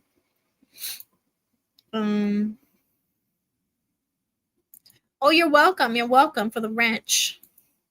If he cared about her and is innocent, 911, get people here immediately. Address XXXXX. Go, go, go. Exactly. Exactly. If he did love her, if that was really your fiance, you would do exactly what Clark said. But, I mean, obviously he didn't. He sounded like he didn't want to touch her. He was like, do I have to? Her knife is out. Her knife is sticking out. Really? And then it even says them themselves. They observed his behavior. And they were saying his demeanor is panicked but inconsistent, alternating between shock and self-promoting, I have to, right? Or she fell on it. He never explicitly states witnessing the event, only discovering the aftermath. His statements, she stabbed herself, she fell on it, I don't know, are reactive rather than descriptive, suggesting uncertainty or imprecision, or saying he's a freaking doofus. Experts later noted the hesitation and confusion during the call as potentially significant, given that Ellen had already been dead for some time when paramedics arrived. Nah, he's just playing. He's just acting. There's no confusion or anything. He is acting to the core. He's acting. He really is.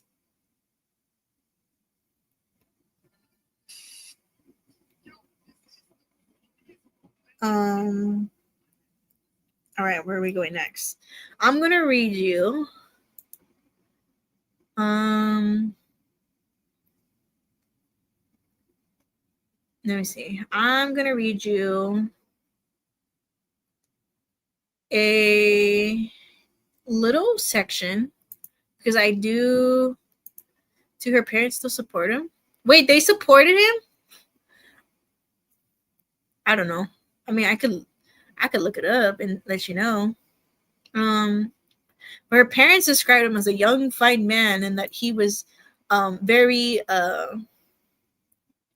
he showed no signs of anything to their daughter. He was nothing but sweet and nice, and they were thankful that he was their in-law, that was their son-in-law. Oh, for fuck's sakes. Like, no. Like, sorry, I cuss a lot, but like, no. Okay, I'm going to read you. Yesterday I read it, but I'm going to read it again. I like to go on Reddit just because, I don't know. They said he was a fine young man, so I assume they did.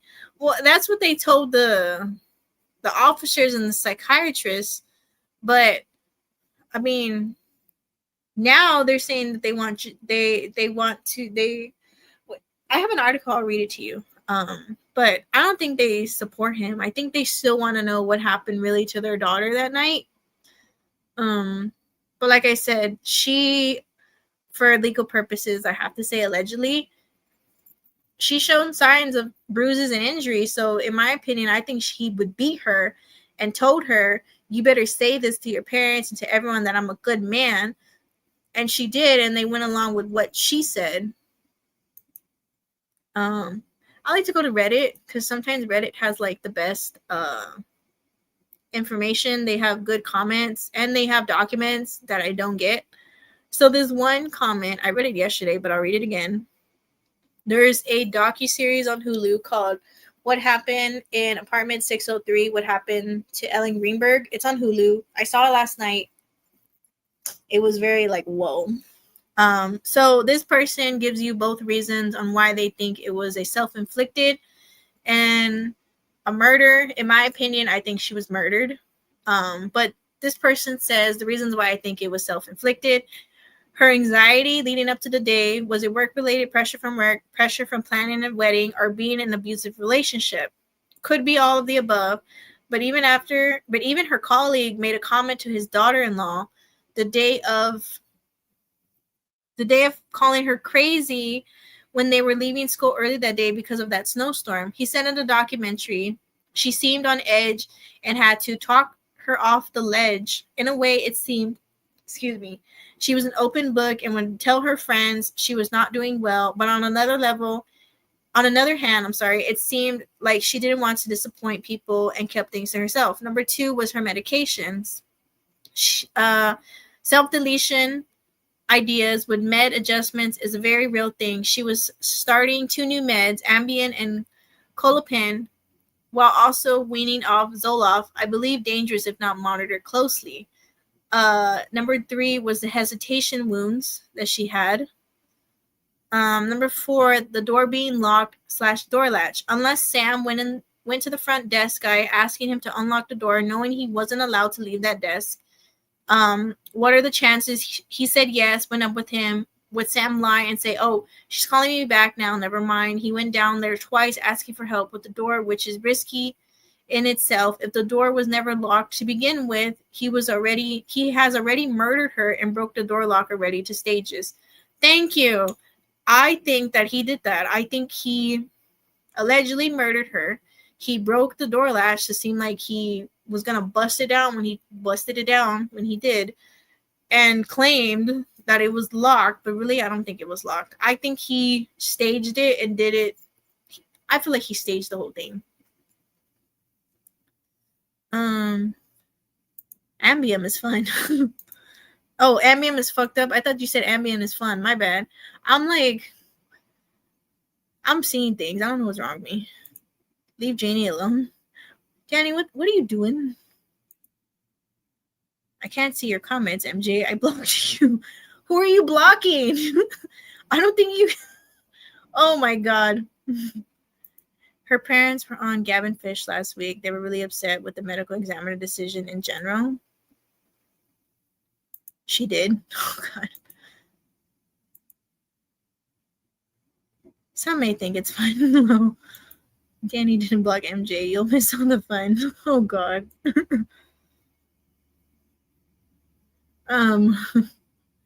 Where was I at? Oh, right here. Number 5, the towel in her hand. Not sure how that plays into this, but it could have been a way for her to bear down and have something to squeeze into during her own strikes.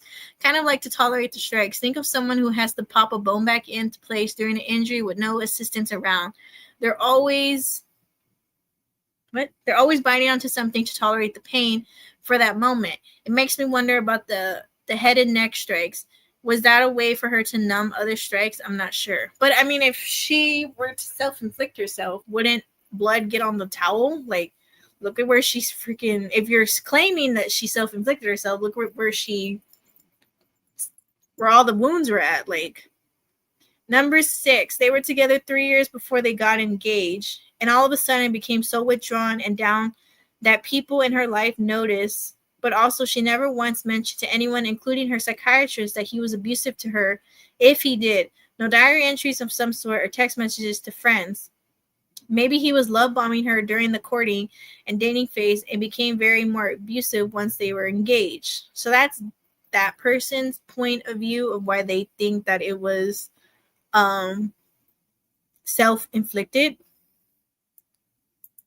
He's fibbing. I told you. Chat rants are obnoxiously sweet and funny. You guys are hilarious. You guys make my night. Especially the man of the hour here. Jesus. Now, this is their opinion, now their reason on why they think it's murder. Number one, possible cover up. And I believe you. I feel like they're covering up for something. Who they're covering up for? Well, for him, for freaking what was he? The fine young man, the doofus.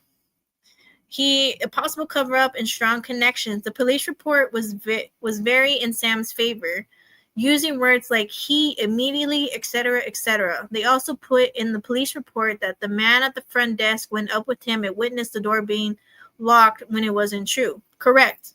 Yes. So Sam said in his statement that Phil, the security guard, was there and witnessed him break down the door because the security guard couldn't do it because it was against policies.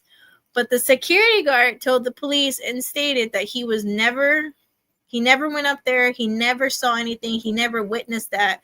And he never went up there and saw Sam break down the door. Number two, very fishy that Sam's uncle took her cell phone and laptop. They mentioned that her laptop didn't have any password, but her phone did. So that leads me to think that the self-inflicted searches on her laptop are null and void because they said searches could be added with change timestamps and dates. But how about her cell phone? I'm assuming police never looked through her cell phone searches, so we'll never know. The fact that he had her laptop for 48 hours makes those searches irrelevant in the case, knowing this information to me. Why in the F would they give his uncle her cell phone and laptop? Like, for what? You would give that to the family. Like, once the police finishes, like, looking what they have to get from there, wouldn't you give it to, like, her family? Like, why did you give it to the uncle? Number three, the bruising on her body and some type of bruising on her neck and consistent with manual strangulation. If this information is legit, it makes sense why she did not have defense wounds if he was manually strangling her and holding her wrist down, bruises on her wrists that were shown, then of course she would have defense wounds. Number four, the knife board placement. Why was it knocked over? So some sites of a struggle exist. If this was a spontaneous self-inflicted, while she was cutting fruit, the knife would have been in her hand. So why is it knocked over? Yeah. Why was it knocked over?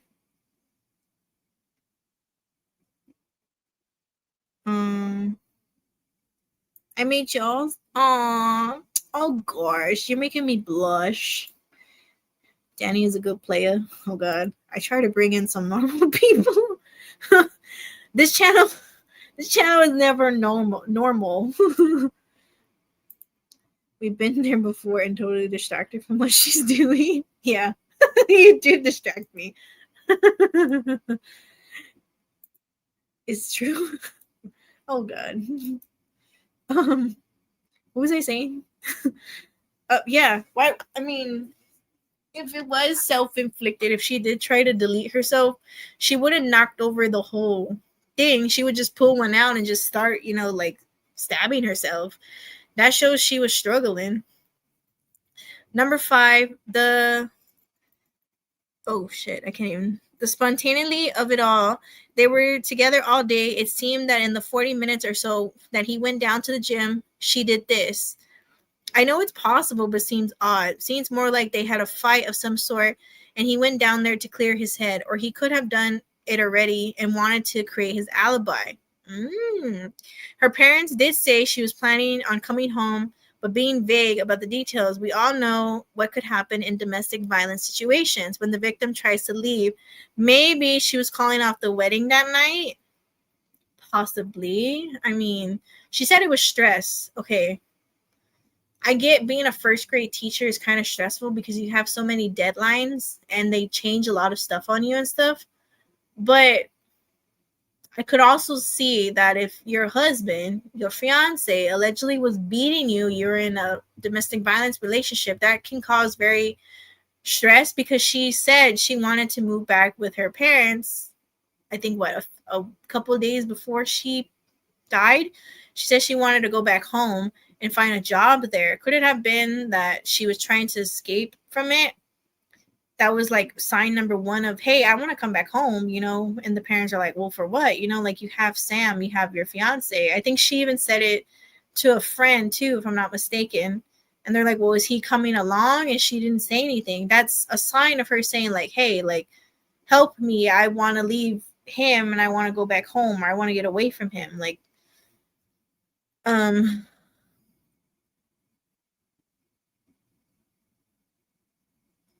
how's rude.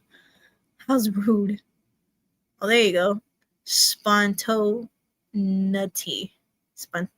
Spontaneity? Spontaneity. Spontaneity? Spawn something. I'm gonna call it spawn. Maybe. Just like, oh shit, I lost y'all's comments. Normal chat rats. But, oh shit, I lost it again. She isn't going to expire herself. Exactly.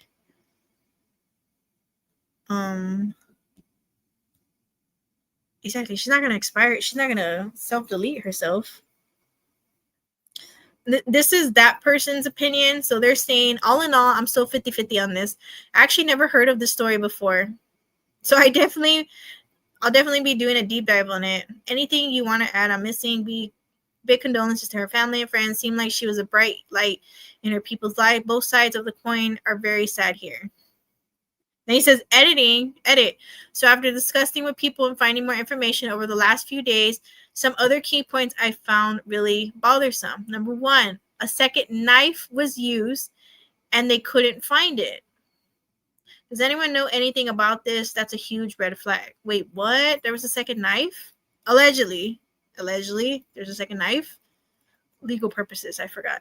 Number two, if she leaned over the sink to get to the back of her neck, then why was there no blood there? If she pulled out the knife, you would think there would be a few drops of blood there as well. Number three, the door latch.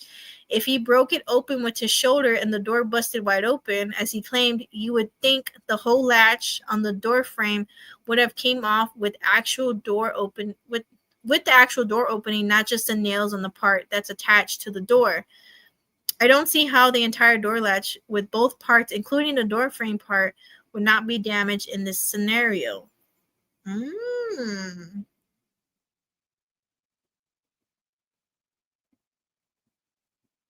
You ever Google painless self-deletion and then stab yourself 20 times? They couldn't even cover up without looking sus. Is there allegedly, is there a second knife? And where is it? If there is, where the hell is it? Oh, here he goes. You guys are giving me... Right? She was probably waiting to be with them to explain in detail. Exactly. Oh, God. Spontaneity. Spontaneated. What? What am I saying? Look, you're trying to tell me how to say the word, but then I'm going to create my own word trying to say it. Double fisting. What are y'all talking about? Spontaneity. Spontaneity. Spaghetti? Look, I'm just gonna quit on saying that word because I'm gonna start creating a new word. Ask Siri. Oh. Stop. Now y'all guys made me activate my Siri. Like, no. Okay. I don't know what Siri's doing over here. We'll probably never know because he won't ever be charged. Honestly, I hope they charge him. I really do. She deserves justice. She really does. Like, we're not even halfway through the case, and it's already looking like a homicide, a murder. Someone murdered her. There is no evidence saying that she self-inflicted herself. I want justice for Ellen Greenburg. I really do. And we're only like halfway in the case. We're not even fully into the case. I haven't even read you like the whole police report, the autopsy, or anything like that. Like, let me see. I think it's on here, number 1, right? Yeah, number 1. So I'll read you number 1. So this is the first autopsy report, and they even put it as homicide. Hang on.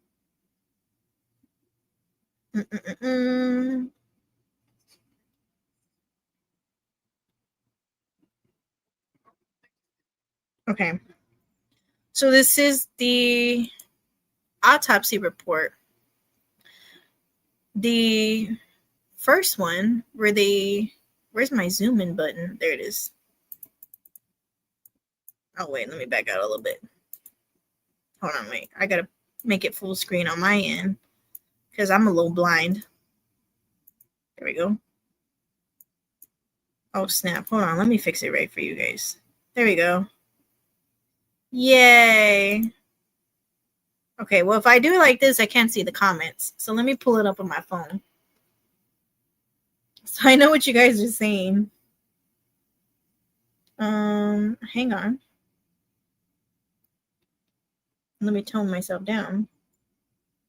Okay. The only way there'll ever be charges if his family hires a private medical examiner and they declared it was not self-inflicted. There have been in the history in our silly world 0 instances of self-GG from method LE alleges. Wow, you guys are on it tonight. Oh, I left the MJ's comment up. My bad. Let me remove it. Okay, well, I'm going to make it bigger. So I'm looking at the comments on my phone.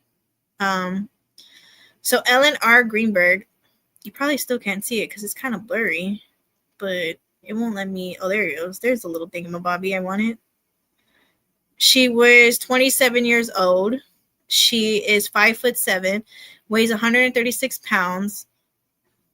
Time of death was January 26, 2011 at 6:40 p.m. Witness ID is Joshua Greenburg. That's her father. Findings, it's kind of blurry. Here, I think I could. Here, I'll zoom in just in case. There we go. She had, zoom out one more, multiple stab wounds to the chest, abdomen, and back of neck. There is incision wounds to the right optical scalp. The wounds are associated injuries to the aortic arc, the upper lobe of the left lung, liver, and cervical spinal cord at C2 to C3 level dorsally. There are bilateral hemorrhage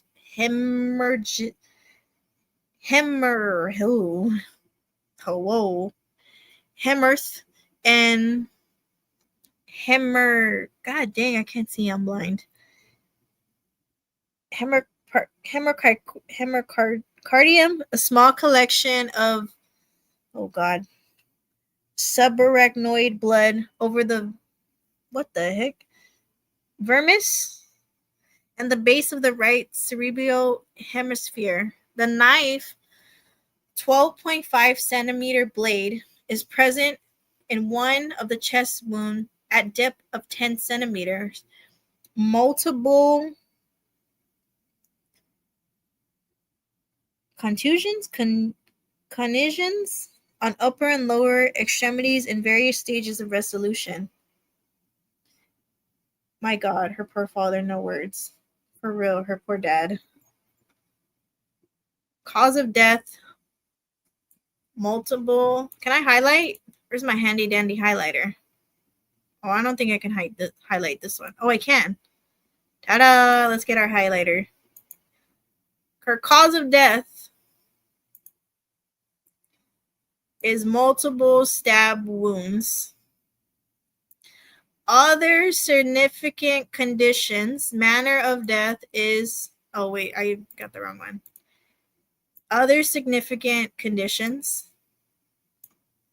What does that say? Homicide. And he signed it. Why couldn't they leave it as a homicide? Why did they have to change it to self-inflicted? Like, hold on, let me highlight a comment. Exactly. Why did they change it? Why? Just why? Like, what was the reason? I would like to know why they changed it. Get up, do a presser, and be like, this is why we changed it, and here's our findings. Clearly, they can't do that because they ain't got no findings. They got nothing to say it was self-inflicted. It's not self-inflicted. This woman was murdered.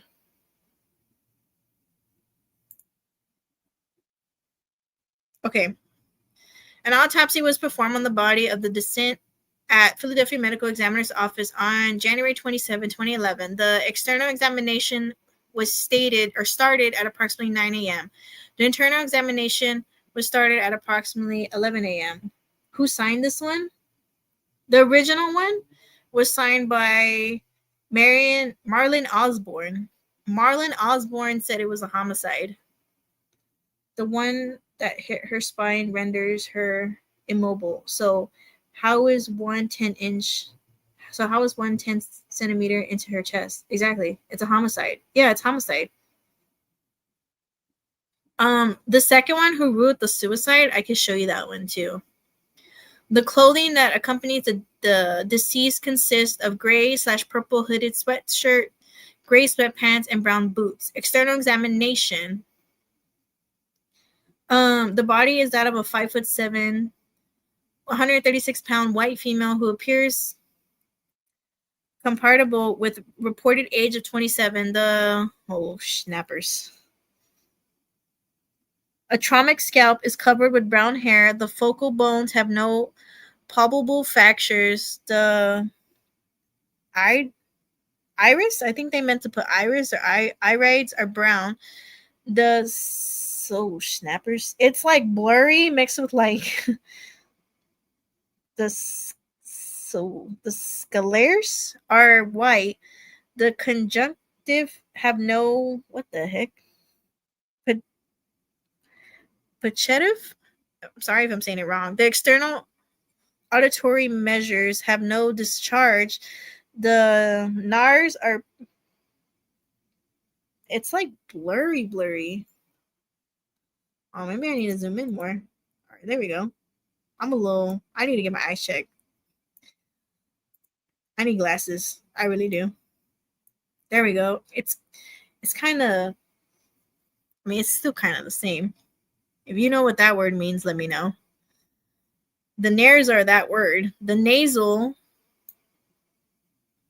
I gotta zoom out more. There we go. The nasal bones and nasal septum are intact. The lips are atromic. The oral cavity has no injuries. The tongue has no injuries. The teeth are natural and in good repair. The neck is symmetric. The chest is symmetric. The abdomen is flat. The body habits is what? Mesomorphic.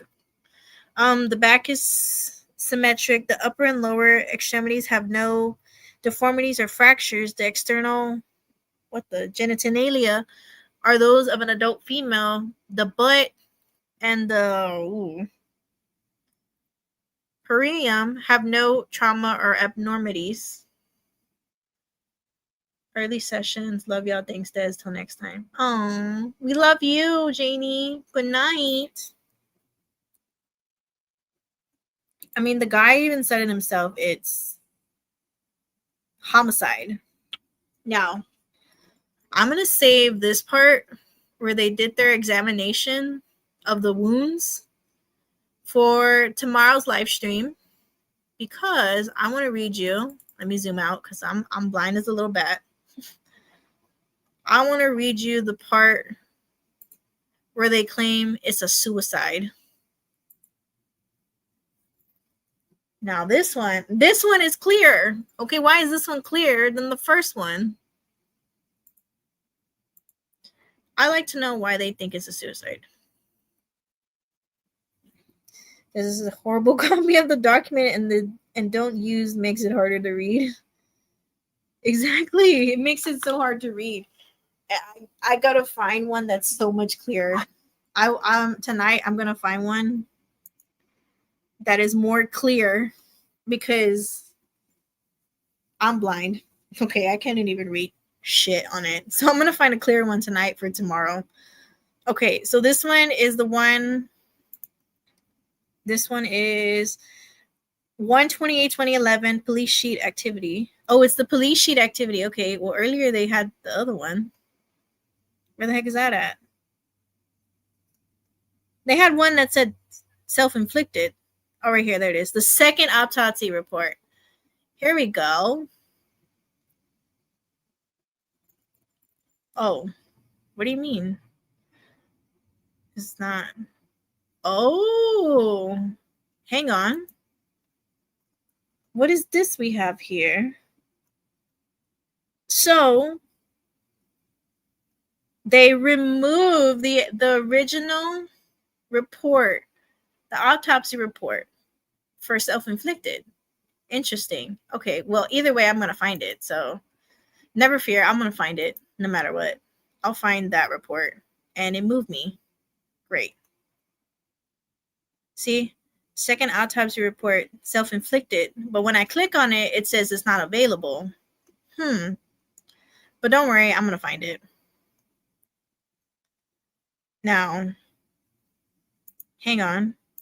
Because it does show the picture and I don't want YouTube to just like take me down. There we go. Ellen Greenburg's second autopsy report, self-inflicted. Dr. Marlon Osborne conducts autopsy report, initial ruling homicide. So his first ruling was a homicide. What triggered a second autopsy? Exactly. What triggered the second autopsy? So on January 27, 2011, Dr. Marlon Osborne conducts autopsy report. His first ruling was a homicide. She had 20 stab wounds, including injuries to her chest, neck, and back of the head. One of the stab wounds penetrates 10 centimeters deep into her chest, piercing her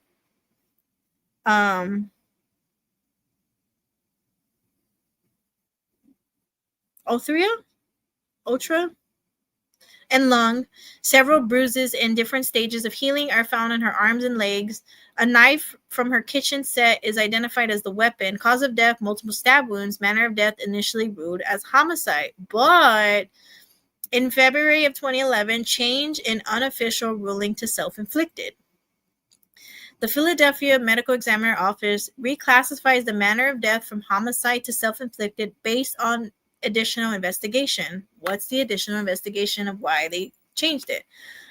March 3rd, 2011, PPD meeting with Dr. Marlon Osborne. PPD demanded a face-to-face meeting with Ellen's case.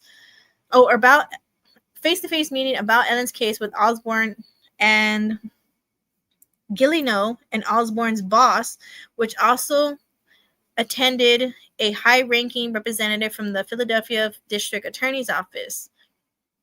April 4th, official ruling release. Final ruling is self-inflicted. After meeting with detectives and board members, Dr. Osborne changed his initial findings and ruled the death a self-inflicted.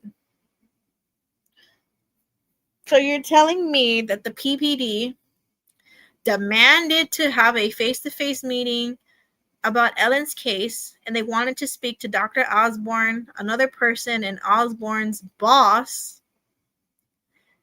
What was the meeting about? What was said in the meeting? Corruption, money, and power. Yep. Someone is being protected from this homicide.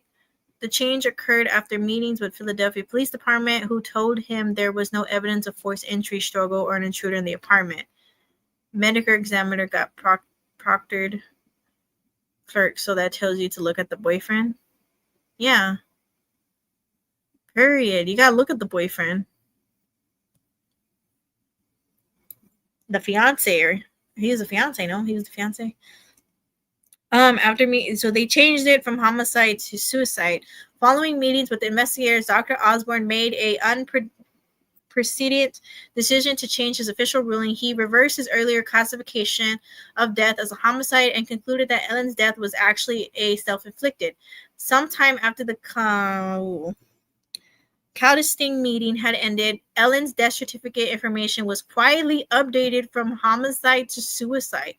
Why was it updated so quietly? I mean, you were correct. It is a homicide, but why now were you like, oh, I'm going to change it under the rug to a self-inflicted? Why? Like, hello? What's going on here? What was said in this meeting? The medical examiner's office releases a report, official ruling Ellen Greenburg's death is a self-inflicted. Key evidence considered.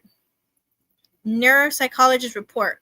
While her spinal dura was incised, the spinal cord was not penetrated, meaning she still could have moved after being stabbed. Are you fucking kidding me?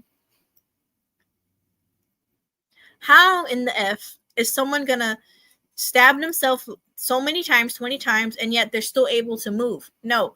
After one strike, like, that's it. Like, depending on where you strike yourself, like, that is it. You're out. You're done. Like, are you kidding me? I want to look into the fiancé and his family. MJ, we are going to do that. We are definitely going to look into Mr. Goldberg, the perfect young man in the family. We're definitely going to look into him. Yes, the fiancé, how prominent. Exactly. Yep, his family are connected, and Josh Shapiro cover in for them. We're going to look into them. Just how we did Madeline Soto when we looked into Stefan, we're going to look into Sean. John? Sean? Sam. Who the hell is Sean? Sam. We're going to look into Sam. Who's Sean? I don't know who Sean is. Locked apartment door. No signs of forced entry or struggle. Either way, that man could have broke the door. So, for legal purposes, I have to say it. He allegedly murdered her, right? He broke the door to make it seem like he broke it down when he did, to cover his ass. Like, he made it seem like she did it herself. Like, Jesus. Toxology results, traces of prescription medication commonly used for anxiety sleep disorders. Because she fucking had anxiety. She had anxiety. Just because she had those medications in her system does not mean that she wanted to self-inflict herself. Okay? I take clonazepam for my anxiety, and it does not give me any. I think I actually have the bottle to read it. Let me see. Let me grab it. We're gonna find out today.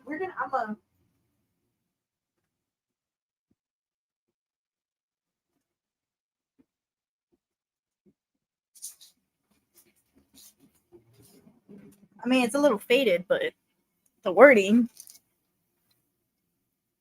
So I take clonazepam for my anxiety,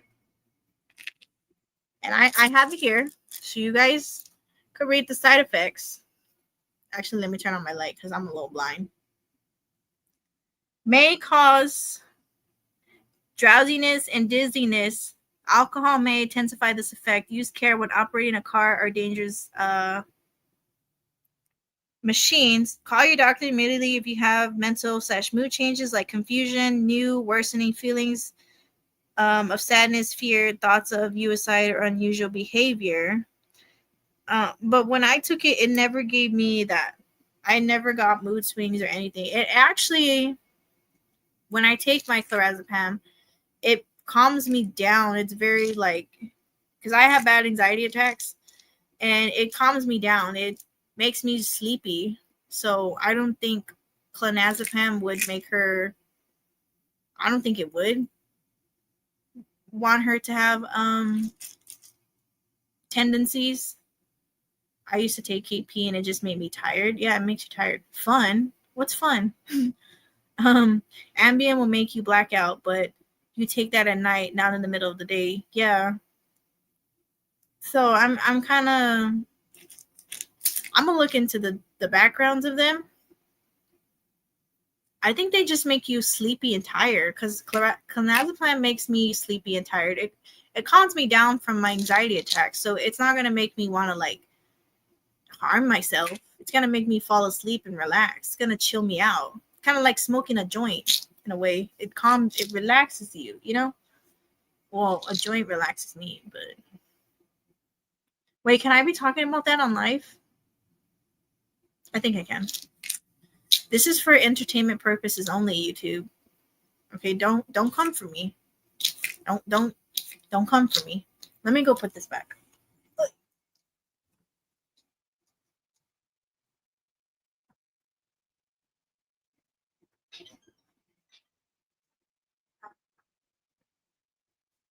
Okay.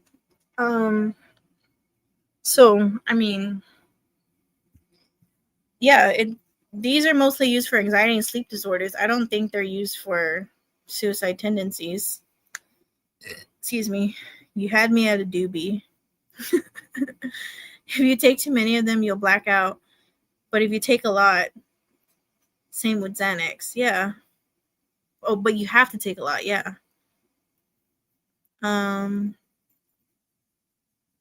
So here is their key details from the report. Autopsy findings. The autopsy revealed that Ellen Greenburg sustained 20 stab wounds, including injuries to her chest, abdomen, and back of neck. Notably, there are incised wounds on the right optical scalp. One of the chest wounds had a knife with a 12.5 centimeter blade embedded to a depth of 10 centimeters. These injuries affected vital organs, including the aortic arc, upper lobe of the left lung, liver, and cervical spinal cord at the C2-C3 level dorsally. Multiple contusions were also noted on both upper and lower extremities in various stages of healing, suggesting some injuries occurred prior to her death.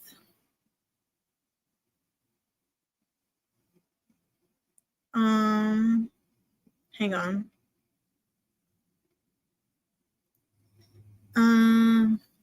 Toxology results. Toxology test indicates the presence of prescription medications in Ellen's system, including zopium, clonazepam, and alprazolam. These medications are commonly prescribed for anxiety and sleep disorders. Scene investigation. I like them to read that one more time. They're prescribed for anxiety and sleep disorders. Scene investigation report details that Ellen was found in her apartment with no signs of forced entry. The apartment door was locked from the inside, and there were no defensive wounds observed on her body. A knife was found protruding from her chest, and a knife block in the kitchen was missing a knife, consistent with the one finding at the scene. Neuropathology consultant. The neuropathology examination was conducted to assess potential damage to Ellen's spinal cord. The findings indicate that while the dura, the outer membrane covering the spinal cord, was incised, the spinal cord itself was not penetrated, suggesting she would have not been incapacitated by the neck wounds. The manner of death determination. Initially, the manner of death was classified as homicide. However, after further investigation, including a neuropathology consultant, and considering of circumstances at the scene, the manner of death was reclassified as self-inflicted. MEO report revised. The claim a security guard was present during forced entry, later proven false. Yeah, the security guard was never there. Oh my goodness, Dawn Marie. Hello, Dawn. A is an automatic 12-hour fast forward. Good night, everyone. Thank you, Des. Always a pleasure listening to you. Oh, thank you for being here. Have a good night. Have a good night. I'm so glad you're covering this case. I've been furious about this for 14 years. The gaslighting of her parents. 0 note. Filled her car with gas on the way home from her job as a teacher making a fruit salad. Those are RX meds. Forced entry, there was, though. Dawn Marie's here, y'all. Dawn Marie. Yeah. Exactly. There was forced entry. Like, I think reading this suicide second autopsy is a bunch of bullshit. I think basically they're just covering their ass and they're just making shit up. Like this right here, these are used for anxiety and sleep disorders. Now, if she was having self-inflicting tendencies, I'm pretty sure she would have called the doctor, because I'm pretty sure it tells you call the doctor if you're having mood swings. On my clonazepam medication, it tells me if I'm having any tendencies to call the doctor immediately. So I'm pretty sure if she felt like it, she would have called the doctor. But mostly these medications just make you really sleepy and they relax you. So I don't see how they make you self-inflict yourself. Another thing is this.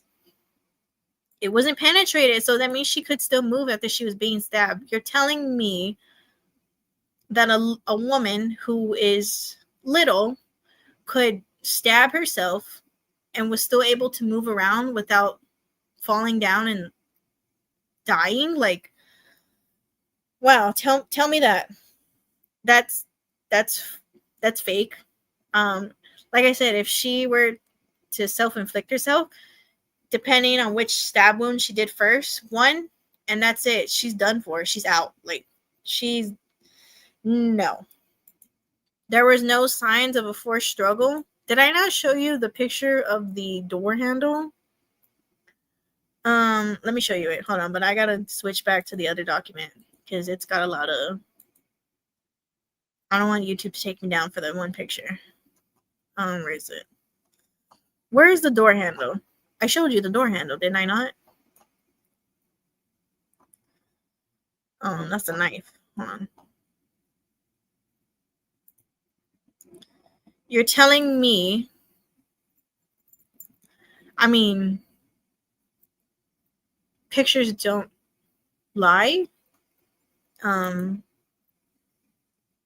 So, bull fucking shit, yeah. Security guard is for the family. Dr. Baden is working with the family. Period. I mean, come on, bro. Come fucking on. Like, oh, you're telling me she wanted to self-inflict herself, so she knocked it down? I would think if someone were to self-inflict themselves, they would just pull it without knocking stuff over. They would leave a note, first of all. They would leave diary entries.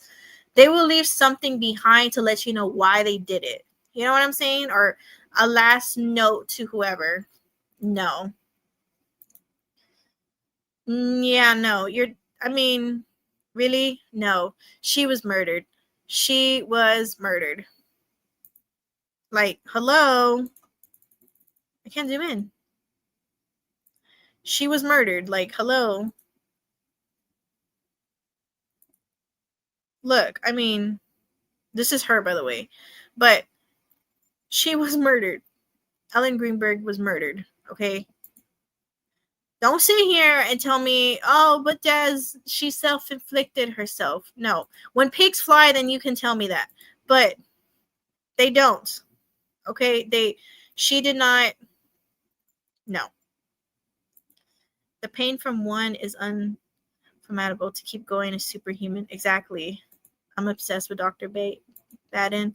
I want to know the levels of the anxiety meds and Ambien that was in her body. Is there a depth toxicology report? It was broken lock. We do not have a specific time when. What is this in my face? I think we do. Let me see. Let me open it up. Toxicology report. Hopefully it's there and they didn't, delete it like they did okay, here.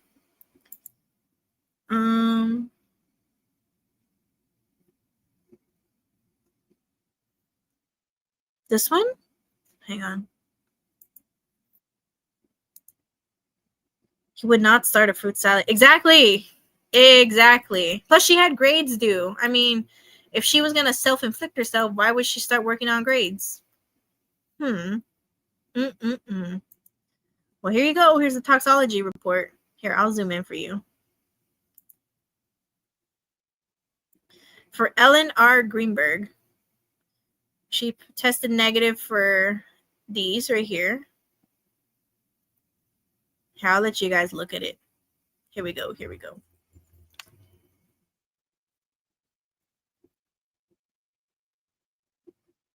Mm.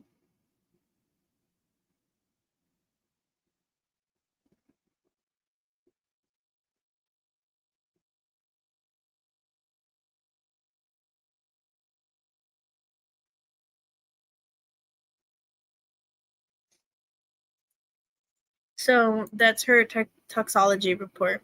Right, who fills their gas tank, goes home, starts making a fruit salad, and then decides to make themselves decides to make themselves a fruit for that salad. Exactly. So this is from Dr. Osborne. So she did have well, I'm letting you guys look at it. Clonazepam 7.5 UGL. MJ, I think he was abusing her for months and then that lock could be easily kicked. Yeah, I think he set it all up to make it look like she tried to self-inflict herself. Can you guys see it, by the way? I'm letting you guys read it. But this is the toxology report. So the notes, violates analysis is a colorimetric method that screens for low molecular weight organic what the hell was that? Organic violate reducing agents such as ethanol, methanol, yada yada yada. Drug screening by the GCMSD includes screening for the following drugs, class of drugs.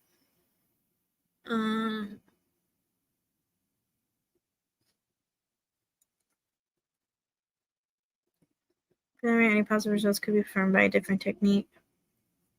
Those are the notes. I'm letting you guys read it. She had weeks of bruises, millimeters per grammoliter. Grammoliter? What is up with my English today? Like, am I just having like a weird English moment? I can download it if you guys want me to and like put it on Discord if you want to read the full thing. I mean, it's just one page. Yeah, that's about it. The toxologist was Miss Lisa. So I could zoom out a little bit more. But that is her toxology report. I don't know if there's another one. Oh, I have her death certificate. Let me see. I have her death certificate.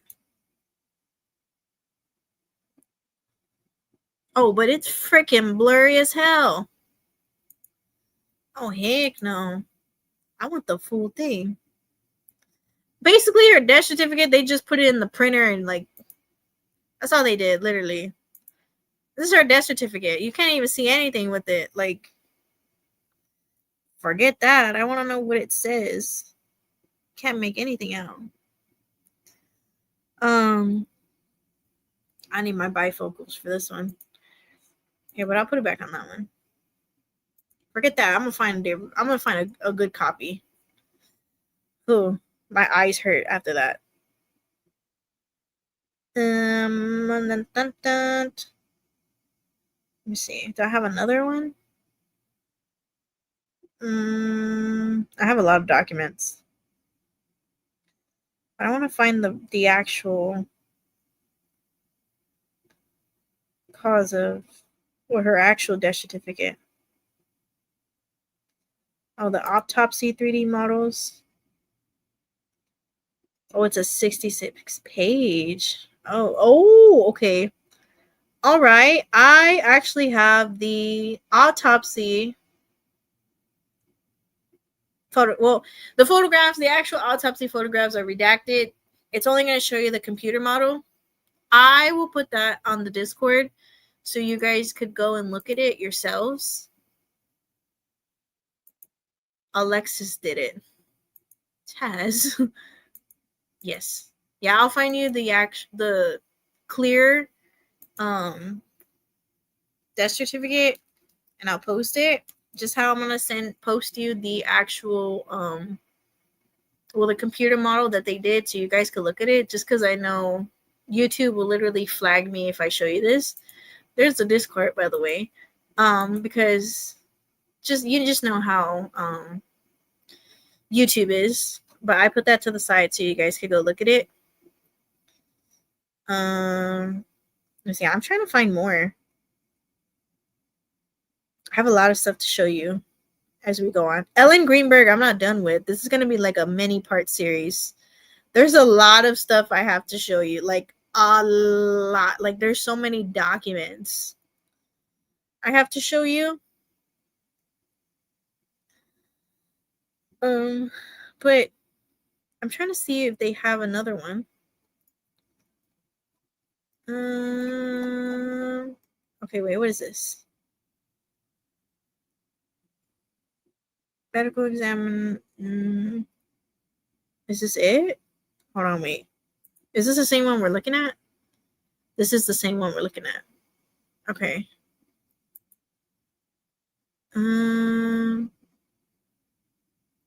Yeah, I have a lot to show you. I really do. But it's like, what, we're going on 2 hours already?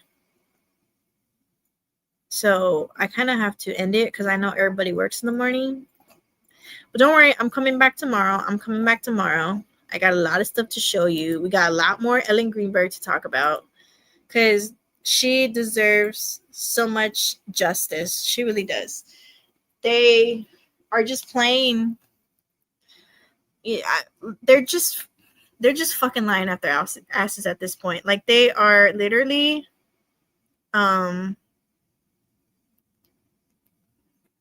they want us to believe one thing, but really, like, they want us to believe it's a suicide. It's not a suicide.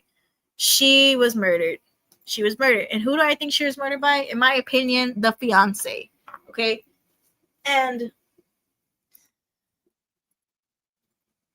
she deserves justice. She really does.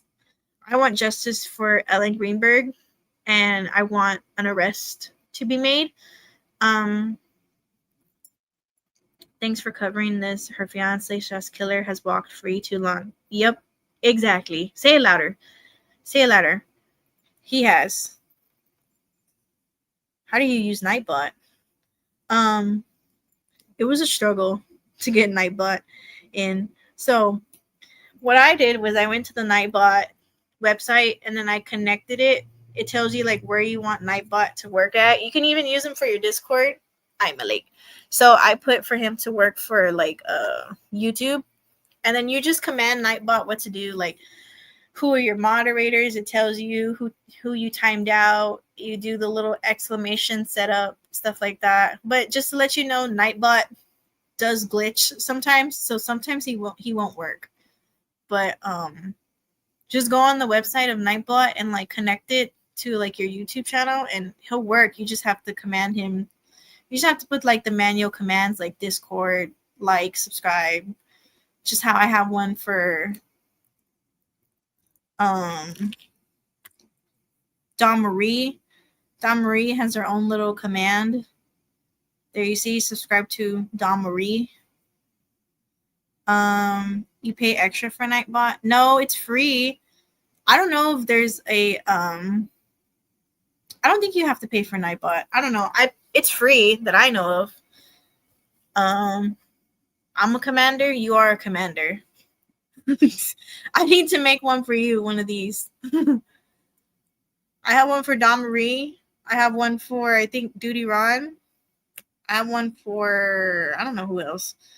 Excuse me. But it's free. So just connect it to like your YouTube channel and just like set the commands for it to look like this or however you want. I think I have one where it's like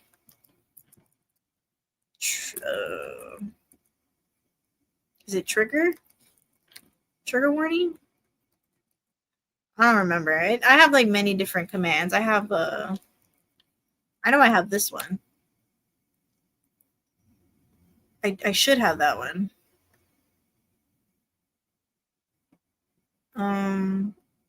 Do I not? Yeah, you see I have one for Duty Ron. Duty Ron and Duty Ed, the two duties. He used to mess up Tom and Mike's chat. Yeah, sometimes Nightbot doesn't work. I have to put like exclamation whatever like 5 times, and then he decides to like wake up and work. So he's there. I know there's another one, but I think you have to pay for it. Cool. Trigger is a good one.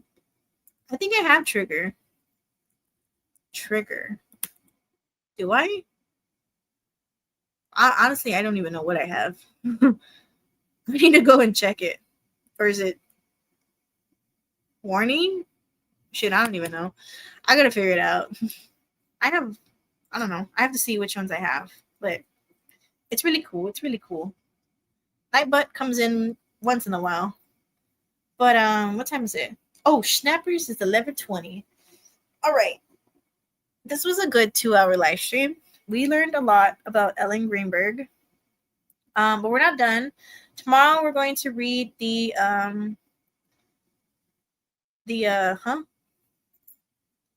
Prince Lover is in Texas.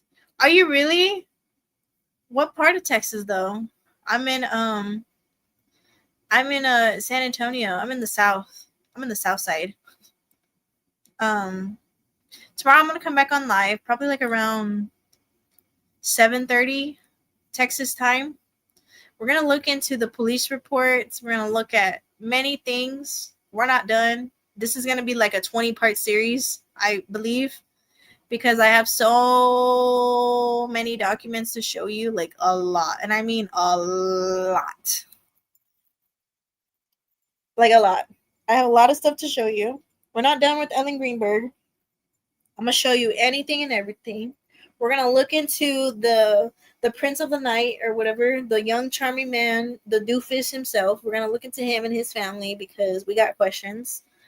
Didn't they say his cousin and his uncle or something to him and his uncle are attorneys? Am I wrong or am I right? Did I not hear that somewhere in the grapevines that they're attorneys? So we're gonna look into them because they're acting a little sus over there. So we're gonna look into them. North Texas. Oh, hello, neighbor. I'm South Texas. Like I'm like in the South Central South. I'm in the South. Only like a little document in me. Asha time. Oh God. Dear Lord. And you'll get more of the man of the hour here. Commentary. We love his commentary. Family connections. Oh, yes. Yes, yes, yes. We're going to talk about all that. We're going to look into him. We're going to find out who Sean it. Who the fuck is Sean? Sam. We're going to look into Sam. Who's Sean? Why do I want to call him Sean? Maybe his name is Sean. I don't know. We're going to look into the fiance because I got questions. We dug deep into Stephen Stearns, and we're going to dig deep into the fiance because he's not so Mr. Bright Innocent over there. He, in my opinion, is guilty. But yeah, I'm going to put that thing in the Discord so you guys can go look at it. All the,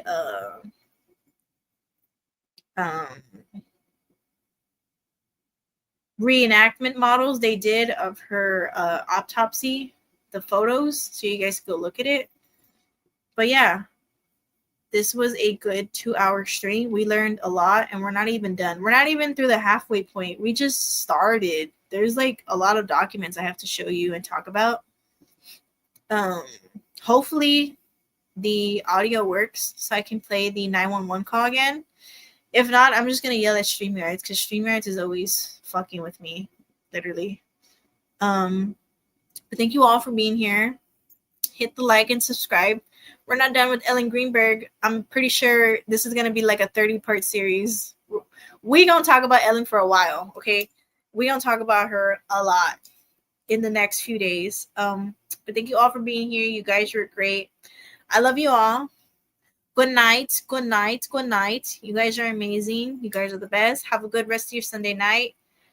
No, thank you for being here. Thank you all for being here. You guys are amazing. You guys make my night with all your commentary and your arguing. You guys are hilarious. You guys are really hilarious. I really hope I hope. Whoa, what the hell was that? You see, I'm making gibberish over here. I hope you have a good work morning. Because once you clock out of work, we're going to talk about Ellen Greenburg. And we're going to talk about her a lot. We have a lot to discuss. But thank you all for being here. Hit the like button, subscribe. You guys are the best. I love you all. Good night. And bye, guys.